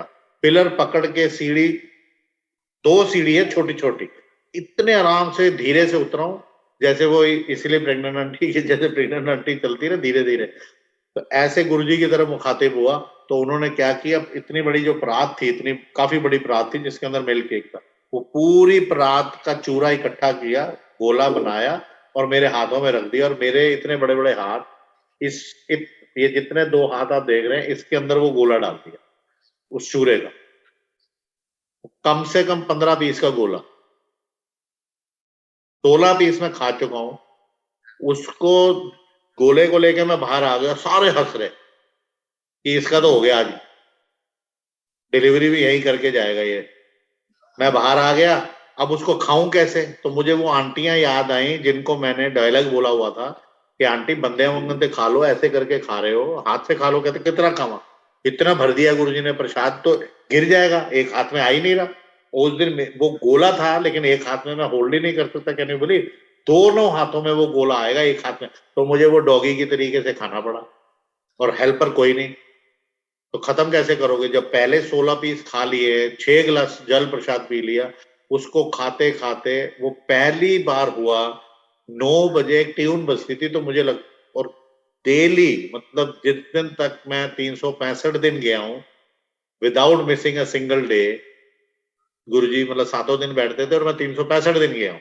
वो पहला दिन था जब मेरे को लंगर की घंटी की वेट नहीं थी, नहीं तो 9 बजे एक ट्यून बजती थी, तो उसको मैं बोलता था कि लंगर की ट्यून है, और मेरे को खुशी मिल जाती थी और सबसे पहले लंगर करता था। लेकिन उस दिन ये था कि अब तो मैं 5-7 चक्कर काटूंगा कंपाउंड के, यहाँ पे कॉलोनी के, और 9:30 बज गए, 10 बज गए। उस दिन 10 बज के कुछ मिनट जितने भी थे, तब वो ट्यून बजी। जब मेरा फिनिश हुआ और मैं अंदर आता हूं, जैसे ही सीढ़ी उतरता हूं, मैंने कहा अब क्या करेंगे, अब तो परात भी गया। लेकिन जैसे ही मैं अंदर गया, और क्योंकि सिस्टम ये है ना कि भाई आपने प्रसाद खाने के बाद अंदर आना है, और फिर अगर आपका पहली बार में, तब तक 100-150 संगत हो गई थी, तो एक बार में सबका नंबर नहीं आता था, 2 बार में आता था, तो हमने बाहर आ जाना, तो जो जिनका नंबर नहीं लगा। तो जैसे ही मैं गुरुजी के समक्ष पहुंचा, मेरे को कहते सरदार जी इधर आ जाओ। अब मैंने कहा पता नहीं क्या बोलेंगे, अब क्या करना है? तो अगर इन्होंने लंगर बोला तो मैं तो पैंट संभालूंगा या लंगर की थाली पकड़ूंगा, क्योंकि 4 संगत की थैली, जिसमें 4 संगत का लंगर होगा, तो मेरा तो बुरा हाल था। तो जैसे कहते सरदार जी इधर आ जाओ, मैं कहा हाँ जी गुरु जी। आज तो ना पुरानी संगत पहले लंगर करेगी। अब ये गुरु जी के लफ्ज थे। मैं सोच रहा हूं अब क्या बोलूं इनको। मैंने 30-35 पीस मिल के खा लिया है, मतलब 2-2.5 किलो। तो आज मैं सोचता हूँ तो मुझे लगता है कि भी सत्संग गलत तो नहीं कर रहा, कहीं उसमें एग्जैजुरेशन तो नहीं है, कोई नंबरिंग गलत तो नहीं है, नहीं, साइज भी गलत नहीं है, और नंबरिंग भी गलत नहीं है। 16 पीस और वो 15-20 पीस का गोला। मैं कहता हूँ अच्छा चलो जी आप 15 ही मान लो, तो 30 पीस तो हो गए, और 6-8 गिलास पानी हो गया। अब गुरुजी ने बिठाया कहाँ, जहां खुद बैठे हैं, जैसे मैं बैठा हूं, तो अपने लेफ्ट साइड पे बिठाया, और घुटना मेरे पीठ पे टच हो रहा है, बैक में, बैठ जाओ। और सोने पे सुहागा किया कि 3 बुजुर्ग बिठाए। सिस्टम आज भी वही है लंगर का, कि 4 संगत इकट्ठे लंगर करेगी, जब तक फिनिश नहीं होगा आपने उठना नहीं है। और मेरे को बिठा दिया अपने साथ, घुटना मेरे पीछे टच हो रहा है, 3 बुजुर्ग बिठाए, 2 के दांत नहीं। लंगर होता था उस वक्त 12-14-16 प्रसादे, इतने सारे प्रसादे, पूरी थाली। एक अंकल ने आधा खाया, उनको तो 2 बंदे उठा के लेके आए थे, मतलब वो अकेले नहीं चल सकते थे, दांत नहीं थे, तो वो तो आधा प्रसादा खाए, रूल भी तोड़ के अपना उठ के चल दिए। वो आए अंदर बाहर से, उनको लेके चले गए, दूसरे को भी ले गए। जो तीसरे अंकल थे उन्होंने एक प्रसादा खाया। अब बाकी के 12-13 प्रसादे खाओ, तो नेवाला अंदर ही नहीं जा रहा। तो पहली बार अंपायर स्टेट में अंदर जल प्रसाद आया, नहीं तो गुरुजी की मौजूदगी में जल प्रसाद अंदर नहीं सर्व होता था। आप लंगर होता था, लंगर खाओ, प्रसाद बाहर खाना है, और लंगर जो मिलता था, रोटी प्रसाद और ये सब, ये आपने खाना है और बाहर जाना है। तो उस दिन जल प्रसाद नहीं तो पड़ा है, ये 12 प्रसाद है, कौन फिनिश करेगा, कहां से कहां डालू। लेकिन एक एक बाइट कर करके फिर मेरे को मेरे पिताजी याद आ गए, जो उन्होंने तो 1-2 बातें बोली थी कि पहले तोलो फिर बोलो, या एक एक बाइट को 22-32 बारी चबाया करो। तो उस दिन वो चबा चबा के जबरदस्ती खा रहा था। एक बार पंगत लगी, 2 बारी पंक्ति लगी, 3 बार लगी, अब चौथी बार में सारे सेवादार और जो बाकी के लेट आने वाले उनका नंबर लगा, और मैं अपना वही लंगर एक एक बाइट करके, हरिंगल क्या हो गया, खा रहा हूँ जी, आप खा लो। नहीं नहीं नहीं, आपका लंगर है, आप ही खाओ। ठीक है, तो साथ में आके सारे बैठे। अच्छा, बीच में मैंने एक बार देखा कि ये उठ के क्यों जा रहे हैं, तो उन्होंने घुटना दबा दिया कि जैसे बाद में मैंने वो मुन्ना भाई पिक्चर आई ना, तो मैंने अपने सत्संग में ऐसे ही ऐड कर दिया कि मुझे तो कह रहे तू तो लगा रहा है मुन्ना भाई। तो मैंने ऐसे जमीन की तरफ देखा कि देखो ये उठ के जा रहे हैं, तो उठ के जाना गलत है ना। तो मैंने देखा भी उठ के जा रहे हैं, कुछ तो कहो।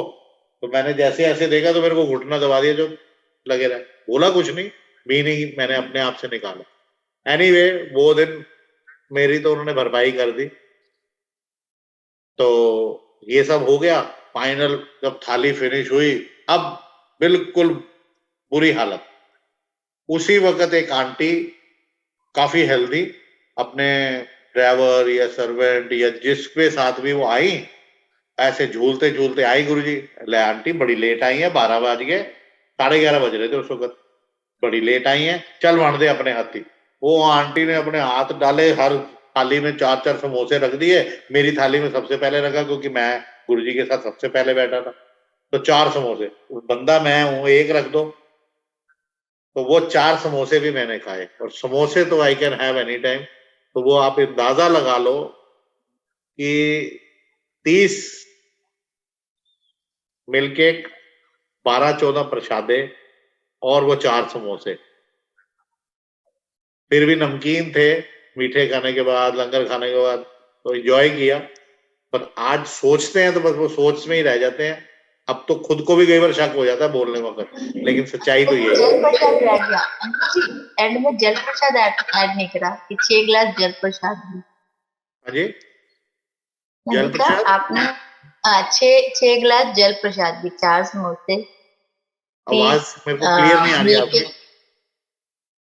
मैं कह रही हूँ आपने जल प्रसाद एंड में ऐड नहीं किया, 30 मिल्क केक, 10-12 प्रसादे, 4 समोसे और 6 गिलास जल प्रसाद, ये तो ऐड नहीं किया आपने। हाँ, मतलब मिल्क केक खाया था, तो उधर बाहर मैंने 6-7-8 गिलास तो बाहर ही पी लिया था। फिर अंदर लंगर करने वक्त भी 2 गिलास लेने पड़े, क्योंकि हलक के अंदर रोटी जा ही नहीं रही थी। रोटी पे कितना खा लेगा इंसान। आप सोच के देखो, इतना बड़ा पीस था मिल्क केक का, जैसे एक लड्डू या गुलाब जामुन का साइज तो सबको पता है ना। तो 3 गुलाब जामुन से भी बड़ा मिल्क केक का एक पीस था वो। और मीठा उसके अंदर कम से कम 1.5 टाइम था। अगर दिल्ली में 1 चम्मच है, तो वो पंजाब से आया था। किसी सेवादार, किसी को सेवा मिली होगी कि भाई आपने लेके आना है, जब गुरुजी की मर्जी होती थी जिसको भी देते थे। तो वो, तो बाहर मैंने 6-8 गिलास पिए थे। अंदर पहली बार ही जल प्रसाद आया था, तो मैंने 2 गिलास मुझे मंगाने पड़े, जो अपने हलक के नीचे डालने के लिए वो रोटी प्रसाद को, क्योंकि 12-13 प्रसादे कोई आसान बात तो नहीं थी। लेकिन उस वक्त प्रसाद के रूप में खाना है, खाना है, खाना। लेकिन वो हो भी गया और कंप्लीट भी किया। तो यही बात कर रहे थे अब जल प्रसाद की। जल हाँ प्रसाद जी आप, अंकल, हाँ जी, हाँ जी, हाँ जी अंकल, हाँ तो जी। ये सारा कुछ ये मतलब 8-10 नहीं तो 8 गिलास तो मुझे भी याद है कि 6 गिलास मैंने बाहर कम से कम लिए, स्टील के बड़े बड़े, और 2 गिलास मैंने अंदर लिए, और ये सारा खाया। फिर उस दिन के बाद नहीं सोचा कि किसको कितनी बारी मिला है, क्योंकि इतना प्रसाद शायद किसी ने नहीं खाया है। मेरे को कभी, मैंने नहीं सत्संग सुना, तो ये हुआ। और बस फिर वही था कि कोई हाथ मिला रहा था, तो वो हाथ भी उठ नहीं रहा था, क्योंकि इतना पेट भर गया था उस दिन। तो अब वो कल्याण करने का अपने वही क्या कि वो उनका तरीका है, क्यों खिलाया इतना। अगर नॉर्मल कोर्स के अंदर बंदा इसका चौथा हिस्सा भी खा ले, तो वो 2-4 दिन के लिए तो लेटा ही पड़ा मिलेगा। और यहाँ पे तो इतना सब कुछ उन्होंने खिलाया। क्यों खिलाया, अगेन ही नोज।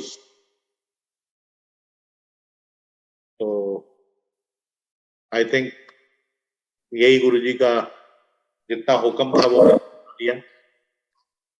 अच्छा जी अंकल, आप गुरु जी के जो ब्लेस किए हुए आपके पास जोड़े, गुरु जी के स्वरूप और चना प्रसाद जो ब्लेस किया हुआ, जो भी गुरु जी हाँ, का वो है, मैं अगर आप दिखा देता हूँ। आगे। एक मेरे को बिटिया को बुलाना पड़ेगा, क्योंकि मैंने फोन पे नहीं आता मुझे करना, तो कोई फोन नहीं जा सकता ना, ये तो मैं लैपटॉप पे हूँ।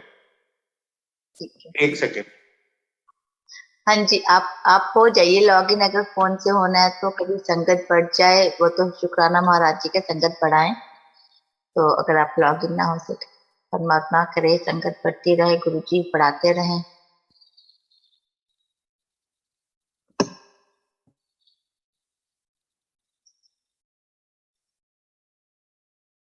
अंकल म्यूट हो गए, अंकल को अनम्यूट कीजिए। और अंकल आप म्यूट है, अंकल म्यूट हैं, अंकल को अनम्यूट कीजिए। हाँ जी अंकल आप हो गए, अनम्यूट हो गए हैं। और आप बता दीजिए फोन पर किस नाम से हैं, हम फोन पर भी फिर अनम्यूट कर देंगे। किस नाम से लॉगिन हो रहे हैं आप फोन पर? यही सेम नेम, हैरी। ठीक है, हाँ जी, ओके। दूसरा भी अंकल को हाँ जी अनम्यूट कर देंगे। कितनी दूर गई है रात को? अंकल जी आप फोन पर आप जैसे लॉगिन होते हैं वैसे लॉगिन आपके फोन पर वो लिंक आया हुआ जूम लिंक, उसी पे क्लिक कीजिए। मैं 1 मिनट, वो आ रही है बिटिया। कोई बात नहीं, आप इतनी देर सत्संग सुनाइए। आपका सत्संग ऐसे कैसे हो सकता है कि सत्संग आपका नहीं अभी कैसे सत्संग तो विराम बहुत है, वो बीच में ये बात आ गई तो ठीक है, कोई बात नहीं। जब तक बिटिया आ रही है आप कंटिन्यू रखिए। इसमें बेटे इसमें डाल दो फोन में। क्या डालूं? एक, हाँ जूम इसमें अटैच कर दो, फिर वो दर्शन करवा देंगे गुरु जी के। ऐसे एक संगत ना आए, मेरे ब्रदर इन लॉ को फोन आया कि उनकी वाइफ की तबीयत खराब है। मैं नाम वगैरह नहीं ले रहा। तो ये सन 2000 के आसपास की बात है, शुरू शुरू में मतलब। तो मेरे ब्रदर इन लॉ ने नई गाड़ी ली थी एक्सेंट, लेकिन वो चलाते नहीं थे, ना मेरे सिस्टर चलाते थे ना मेरे ब्रदर इन लॉ, ड्राइवर चलाता था। तो और ड्राइवर अभी 10-15 दिन ही हुए थे, ब्रांड न्यू गाड़ी थी। तो न्यूयॉर्क से फोन आया उस अंकल का कि चोपड़ा अंकल थे, तो उन्होंने बोला कि भाई मुझे जो है ऑन कर दो इसको, वॉल्यूम मत कर, कि ऐसे ऐसे मेरे वाइफ की तबीयत खराब है। तो मेरे ब्रदर ने बोला आप इधर आ जाइए, गुरुजी हैं वो, उनको आप दर्शन दो। तो वो लेकिन आंटी को नहीं ला सके क्योंकि वो हॉस्पिटलाइज थी या जो भी था, मुझे एग्जैक्ट नहीं मालूम। तो वो अपनी बिटिया के साथ आ गए। तो वो बिटिया को लेके मुझे फिर मैं डिफेंस कॉलोनी ही रहता हूँ, वो मोती बाग यहाँ से कोई अराउंड 8.5 किलोमीटर के डिस्टेंस में है, और मेरे घर से मंदिर 13 किलोमीटर है। तो लाइक आई एम हेयर, मंदिर यहाँ है, ये मोती बाग है जगह। तो मुझे ऑलमोस्ट 64 किलोमीटर का एरिया कवर करना है, मतलब डिस्टेंस ट्रायंगल बनता था ना, कि उनको पिक करना है, मंदिर जाना है, उनको ड्रॉप करना है, वापस आना है, या जैसे भी अपने आप घर वालों को ड्रॉप करना है, उनको जाना है ऐसे। तो 64 kilometre almost I was driving. तो एक दिन मैंने मतलब, वो गाड़ी उस वक्त नई नई थी, तो 8 और 8.5 किलोमीटर की एवरेज देती थी पर लीटर। तो हुआ ये कि भी सेकंड डे मैंने देखा कि 40 लीटर का टैंक है और बीच में है, और 200 किलोमीटर चल गई है। और वो जब तक मैं ही ड्राइव कर रहा था, तो जब भी हम ड्राइव करते थे तो मैं पेट्रोल डलवाता था, तो उसकी 8.5 की एवरेज आती थी। उस दिन मैंने नोटिस किया कि ये हाफ पे 2 दिन से रुकी हुई है। तो मेरे सिस्टर मेरे साथ ट्रैवल कर रहे थे, तो वो डेली आते थे, तो उन्होंने बोला भी पेट्रोल डलवा लो, क्योंकि जिम्मेवारी उनकी है, गाड़ी मैं चला रहा हूँ, मैं तो डालूंगा नहीं पेट्रोल, क्योंकि मैं तो अपना बड़ा कैलकुलेटेड इंसान हूँ। तो उन्होंने बोला पेट्रोल डलवा लो। मैंने कहा नहीं, अभी हाफ टैंक है। पर मैं नोटिस कर रहा था कि 2 दिन से ये हाफ पे टिका हुआ है, तो कहीं सुई ना बिगड़ गई हो, सुई रह गई हो यहीं पर, पता लगा पेट्रोल जा रहा है। तो 3rd डे हो गया, 4th डे हो गया, 5th डे हो गया, 6th डे हो गया। अब टोटल टैंक की जो कैपेसिटी है, दैट वाज ओनली, जो उसकी कैपेसिटी है वो 40 लीटर की है। तो 40 लीटर में 8 की एवरेज से 320, 9 की एवरेज से जो दी नहीं थी उस गाड़ी ने, 9 भी मान ले तो 360, चलो कुछ गुरु कृपा हो गई होगी, 10 के हिसाब से 400। अब ये तो 200 चल चुकी थी, और 200 के बाद आई वाज नोटिसिंग कि 6 दिन मैंने गाड़ी चला ली। तो 6 में मैंने कम से कम 6 ठीक 36, मतलब 360 और 6 चौक 24, 384 और चल गई। टोटल चल गई 384 प्लस 200, 584। तो कितनी भी एवरेज बढ़ गई हो 40 लीटर के टैंक में, इससे ज्यादा तो नहीं चलेगी, 400 से ज्यादा। तो 5th डे था, तो मेरे दीदी ने बोला कि पेट्रोल, मैंने कहा मैं सन 78 से गाड़ी चला रहा हूँ, 88 से, तो मुझे मालूम है कि कब पेट्रोल डलवाना है, बट आई एम शॉक कि भी इतनी एवरेज कर रही है, तो मैं ना आज पेट्रोल डलवा ही लेता हूँ। क्योंकि उस वक्त छतरपुर रोड बियाबान थी, बियाबान मतलब hardly you get anybody. 4 shop थी खाली छतरपुर से लेके वहां तक, जहां आज मतलब 4000 हो गई है। तब पूरी रोड मतलब आधी कच्ची पक्की रोड, सिंगल गड्ढे, ये वो, फिर भी मतलब, और एक पेट्रोल पंप था वो भी रात को तो खुलता ही नहीं था। तो हमने ना जाने वक्त मैंने कहा भैया आज बहुत हो गया, अब तो ये 500 के ऊपर 600 गाड़ी चल चुकी है, अब चांस मत लो आज, क्योंकि गई गाड़ी बंद हो गई पेट्रोल के चक्कर में। तो हम तो गए। तो उस दिन हमने बड़े मंदिर में मतलब प्रोग्राम था, तो हम वहां गए थे। तो मैंने जाने वक्त वहां पेट्रोल डलवा लिया, और पेट्रोल डलवाता हूँ, यकीन मानो सिर्फ 20 लीटर पेट्रोल डला उसमें, और टैंक फुल हो गया। अब डाउट ये हुआ कि ये जो सेंटर में रुका था 20 लीटर डला है, तो शायद जो भी कुछ हो, ये कोई सुई में या टैंक में कोई प्रॉब्लम है। उस दिन के बाद हमने जब इस्तेमाल करना चालू किया, ठक ठक ठक ठक ठक ऑलमोस्ट नील पे पहुंच गया, और वही 8.5-9 की एवरेज निकली। तो मैंने एक अंकल को बोला, मैंने कहा ऐसे ऐसे मेरे साथ हुआ। कहते क्या हो गया? मेरे पास 3 लीटर पेट्रोल था, और मैंने, गुरुजी मेरे को कहते हैं कि चला पटियाले चलिए। तो हम रात को कहते पटियाले गए 3 लीटर पेट्रोल में, जो दिल्ली से 400 किलोमीटर है या 350 है या 300 है। तो कहते 3 लीटर पेट्रोल में हम पटियाले जाके 2 घंटे में वापस भी आ गए। तो पहले तो डिस्टेंस इतना घंटों का, चलो वो कैसे भी हो गया, बट बिना, और फिर उन्होंने गुरुजी को बोला, जैसे ही अंपायर स्टेट से निकलते हैं, तो अंपायर तब सिंगल रोड थी, तो जैसे ही उसके मेन गेट से निकलते तो उन्होंने राइट टर्न लिया। तो राइट टर्न लेते ही लेफ्ट में एक आईबीपी का पेट्रोल पंप है। तो पेट्रोल डलाने के लिए जैसे ही गाड़ी लेने लगे, तो गुरुजी कहते कितने चले? मैंने कहा पटियाले चल। तो कहते गुरुजी पेट्रोल तो पाला। तो वो, और देखो मैं उन्हीं को पूछ रहा हूँ कि भाई मेरे साथ ऐसा हुआ। कहते तो क्या हुआ?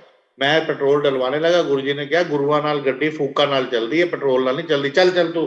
तो कहते पता नहीं 5 मिनट के बाद, कहते मुझे नहीं पता कौन से रास्ते से मैंने ड्राइव किया। वो सेम सत्संग एक और आंटी का भी है, सुखी भोरे है शायद उनका नाम, तो उनकी मम्मी का, वो भी ऐसे रात को पता नहीं बहुत लेट एक दिन गुरुजी का फोन आया, चल आ जा तू मेरे को। तो वो गई थी रात को, तो उनको कहती 5 मिनट के बाद, मुझे नहीं मालूम कि मैं कौन से रास्ते से गई, गाड़ी डब्बे कहते गुरुजी जैसे ही पहुंची, गुरुजी के बाद गुरुजी कहते गड्डी बड़ी तेज चला के आई आंटी, 100 की स्पीड से 90 की स्पीड से गड्डी चलाई है, बड़ी फास्ट गड्डी चलाई है। तो गुरुजी का क्या करिश्मा है वो देखो, कि मेरे मन में आ रहा है कि अब मैं रोज इनको छोड़ने जाता हूँ, रोज लेने जाता हूँ, पैसे तो मेरी बहन के खर्च हो रहे हैं, मैं तो नहीं डलवा रहा हूँ पेट्रोल, लेकिन उनके लिए भी मैं वरीड हूँ। तो मैं सुकत की जितनी समझ थी, तो ये देख रहे अभी संगत की सेवा हो रही है, और कल्याण गुरुजी ने किया उनका, लेकिन वो पेट्रोल देखो उन्होंने इस्तेमाल ही नहीं होने दिया एक आम हमारे इंसान की गाड़ी का। तो ऐसे ही एक बार उन्होंने मुझे पटियाले भेजा, एक अंकल को मैं लेके गया, हमने खूब हिसाब लगाया कि बस से जाएं, यहाँ से जाएं। मैंने कहा भैया 5 बज गए हैं, मैं तो उससे पहले ऑफिस नहीं छोड़ सकता हूँ, क्योंकि मैं तो एलोन हूँ ऑफिस में। तो अब रात को हम पटियाले जाएंगे, एक जज की बेटी की शादी थी, हम रात को 1 बजे पहुंचे। तो मैंने कहा कि अगर हम बस पे जाएंगे तो रात को वहां पहुंचना, फिर वापस आना है, मुझे सुबह 9 बजे ऑफिस खोलना, मैंने तो वापस, और गाड़ी भी मैं नहीं किसी को देता हूँ चलाने को। तो हम गए, और जो हमने हिसाब बस का बनाया था 3 व्हीलर का, एग्जैक्टली 754 का पेट्रोल डाला, और हम पटियाले होके वापस आ गए। तो अब गुरुजी से तो कोई बात नहीं करी। जैसे ही अगले दिन फिर होया ब्याह ते होया, सगन बात था, मैं कहा हाँ जी गुरुजी सगन बात था, और हुआ है ब्याह ते। तो फिर ज्यादा तो नहीं पैसे खर्च हुए, मतलब ही नोस एवरीथिंग। तो ये है गुरु, सब उनके हिसाब से चल रहा है। अगर आपने अपने आप को उनको छोड़ा हुआ है, तो सब उनके हिसाब से चलेगा। जब उतार चढ़ाव आए, तो सिर्फ एक ही मुट्ठी बांध के चीज मैंने जो सीखी, आपने क्या करना है वो आपके ऊपर है, I am not guiding you. मैंने एक ही चीज सीखी, उस पर जितना भी अमल हो सके, लीव योर सेल्फ। और गुरुजी ने बोला भी, जोड़े ला आंदे हो मंदिर, जोड़े लाओ, दिमाग छोड़ दो। तो जिसने जितना दिमाग छोड़ दिया, वो उतना ज्यादा आगे बढ़ गया। वो इतना मैंने सीखा। रेस्ट जिंदगी में जब तक उतार चढ़ाव नहीं होंगे, ये भी सीखा कि तब तक आप सीखोगे कैसे। सीधी सिंपल भी बड़ी बोरियत है। जब छोटे थे, स्कूल जाना है, 5 मिनट और सोने दो, 5 मिनट और सोने दो, सोचते थे मम्मी डैडी के तो बड़ी ऐश है, अपना सैटरडे संडे छुट्टी है, आराम से अपना सोते हैं, हमें तो काम करना पड़ता है, ऑफिस स्कूल जाना पड़ता है। फिर उसके बाद हम भी जब पढ़ लिखे जाएंगे, जब नौकरी करेंगे तो हमारी भी ऐश हो जाएगी। फिर नौकरी करी, अच्छा अब पता नहीं नौकरी से कब रिटायर होंगे। देखो कितने मजे हैं डैडी के, अपना रिटायर हो गए, आराम से घर बैठे हैं, कोई काम नहीं, अपना जब मर्जी उठो, कोई किसी की सुननी नहीं है, किसी को कुछ तो जब रिटायर हो गए हम 2014 में, अभी 47 साल की उम्र में, आराम से घर बैठे हैं। अब 6-7 सालों में अब सोच रहे हैं करें तो करें क्या, सुबह उठते हैं कुछ करने को ही नहीं है, खाओ, अब खाने के बाद क्या करें, किसी के घर 1 दिन जाओगे, 4 दिन जाओगे, 6 दिन जाओगे, सुबह थोड़ी मिलेगा। तो हर चीज आई, अब बिल्कुल कुछ नहीं है, कुछ लेना नहीं, कोई कमाने की जरूरत नहीं, कुछ खाने की, कुछ भी नहीं करना, चाहे सारा दिन सोते रहो, लेकिन जहां तुम 2 घंटे सोए वहां तुम्हारे को दिक्कत हो जाएगी। तो हमारी सोच से नहीं चलना है, जो जो सोचा वो होता गया, लेकिन उसके बाद फिर वो चाहिए जो नहीं है। And if you leave yourself, तो I think you will grow better. तो गुरुजी अपने आप टेक केयर करेंगे। अब मैं दर्शन करवा देता हूँ सबको चरणों के और उसके, क्योंकि उसका भी सत्संग तो बहुत बड़ा है फिर, कि भाई वो अलमारी ऐसे ही क्यों रखी हुई है, क्योंकि हमने उस अलमारी में जब उनको 21 साल पहले विराजमान कराया तो एज इट इज रखा हुआ है। चोर आए, चोरी करी, कुछ नहीं मिला उनको। वो सत्संग सुना ही देता हूँ कि जब मेरे को गुरुजी ने छोटे छोटे स्वरूप उस वक्त हम यहाँ लगाते थे और वो देते थे कभी कभी, तो एक दिन उन्होंने ना ऐसे रम्मी जैसे खेलते ना, तो 8-10 पत्ते हाथ में होते हैं, तो ऐसे उन्होंने पकड़े और मुझे वो पीछे पता नहीं क्या क्या लिख के दे दिए। अब लेकिन वो जब हम डालते थे तो पसीना आता था, वो तो मिट गया सब पीछे से, लेकिन टेक केयर नहीं करी, नहीं तो लेमिनेट करवा देते उसको। तो वो लेमिनेटेड छोटे छोटे फोटोग्राफ गुरुजी का स्वरूप होते थे, तो वो मैं कैरी करता था जब मैं कभी बाहर जाता था, या कोई पेपर, मतलब कोई खास काम पे जाना है, कोई मीटिंग में जाना है, तो उस दिन मैंने सोचा कि आज हम बाहर जा रहे हैं तो मैं टेक लूं। तो उस दिन गुरु मेरे आंटी ने फर्स्ट टाइम 2 रिंग खरीदी थी तनिष्क से, तो वो पड़ी हुई थी चरणों में। तो मैं जब माथा टेकने गया इजाजत लेने की, मैं जा रहा हूँ अब सफर पे, तो सफर में जाना भी तो एक मिशन ही है, तो 400 किलोमीटर जाना है लुधियाने। तो मैंने वो स्वरूप लिया और टांगा, और वो जो 2 रिंग थी अपनी जेब में डाली, तो पता नहीं अंदर से क्या आवाज आई, गुरुजी कहते बाकी दी भी चुक ले। मैंने सारी ज्वेलरी, जो भी घर में एक आधी चेन होती है, रिंग्स होती हैं, 2-4 चूड़ियां होती हैं, जितनी भी ज्वेलरी थी वो सारी अपनी लेफ्ट पॉकेट में डाली। तो थोड़ा सा कैश पड़ा था 3-3.5 लाख रुपए उस वक्त की हैसियत से, वो एक जेब में डाला और चले गए। अब 5 दिन हो गए, 5th नाइट को जब संडे था और अब हमने वापस आना है और रात को पहुंचना है ताकि मंडे से मैं ऑफिस जाऊं, तो संडे की मॉर्निंग जब मेरे आंटी उठी तो 2 बजे के करीब, दोपहर में हम लेट उठे क्योंकि वहां पे गए हुए थे जिनके घर में, तो 4-5 बजे सोते थे, तो उठने का टाइम ऐसे ही रहता था। तो 2 बजे जब मैं उठा तो उठते सर कहते मेरे को ना मैंने कहा क्या हुआ, बड़ा चेहरा सा उतरा हुआ, कहते मुझे ना बड़ी घबराहट हो रही है। मैंने कहा क्या हुआ, कहती मेरे को ना ड्रीम आया और बिल्कुल ऐसा लगा जैसे लाइव ड्रीम है। तो मैंने कहा हुआ क्या। अब गुरु की कृपा देखो, लाइव ड्रीम आ रहा है, कहती लाइव ड्रीम। मैंने कहा लाइव ड्रीम पता नहीं क्या होता है, पहली बार ही सुना था वर्ड।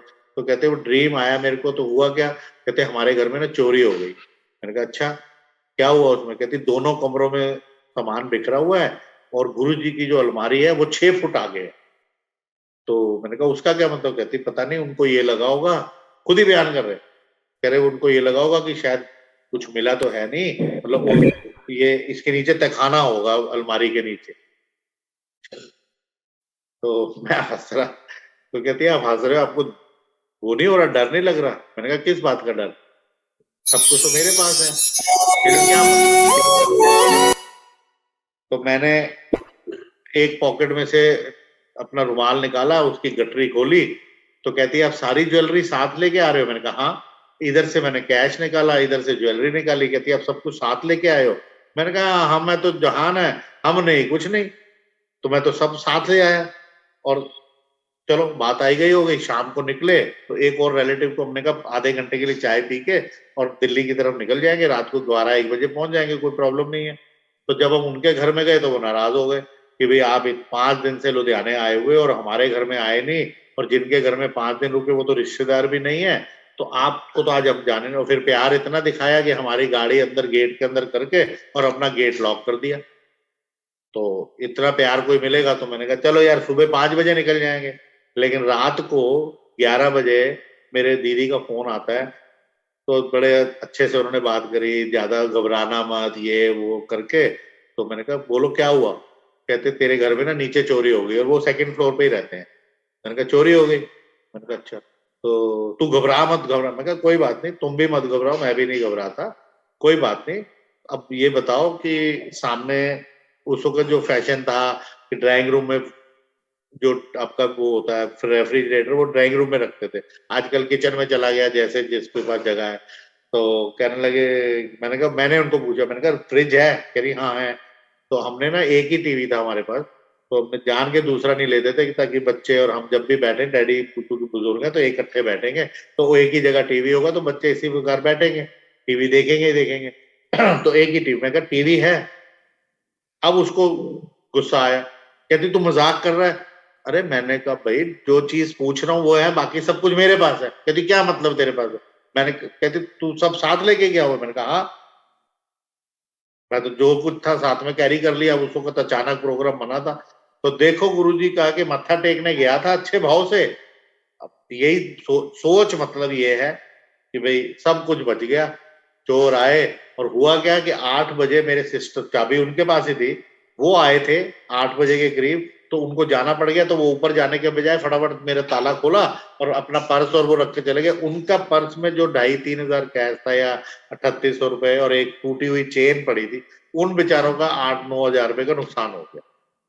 और मेरा कुछ भी नहीं लेके गए, एक वीसीपी लेके गए थे जो मैंने खरीदा था तो 4.5 का था, बट अब वो चीज इतनी कॉमन हो गई थी, जैसे आज वीसीआर कोई नहीं पूछता है एक जमाने में, तो उस वक्त वो वीसीपी जो मैंने 4,500 का खरीदा था, तो वो मेरा 1,550 रुपए का नुकसान हुआ। वही अलमारी गुरुजी की खोली, उसमें गुरुजी ने दो, मुझे अभी जब मैं आपको दिखाऊंगा तो दो थैली थी जिसके अंदर उन्होंने कुछ दिया था मुझे। एक में ब्रोच दिया था जो यहाँ लगाते हैं, एक में कोई और चीज दी थी पर मेरे को।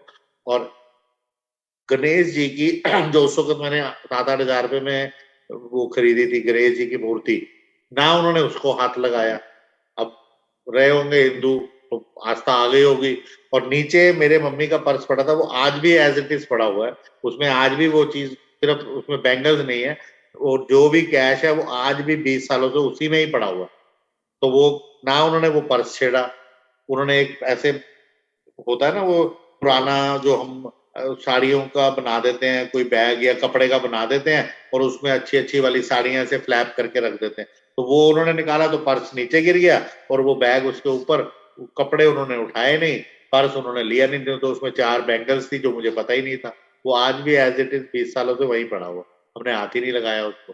जो कैश पड़ा है भी चलो ठीक है, उन्हीं के पुराने नोट, वो इतने बड़े बड़े जो 10-10 के नोट होते थे या 100 का नोट होता था, वो आज भी ऐसे ही पड़ा हुआ। तो ये गुरुजी की कृपा देखो कैसे कि भाई पहले ही सब कुछ जेब में डलवा दिया। मतलब आज भी कोई सुनता तो भाई जेब में लेके कौन जाता है इतना पैसा या कैश, तो हम ले गए। पता नहीं क्या दिमाग की वृत्ति आई, ना मेरे वाइफ मानने को तैयार हो, तो जब मैंने खोल के पेन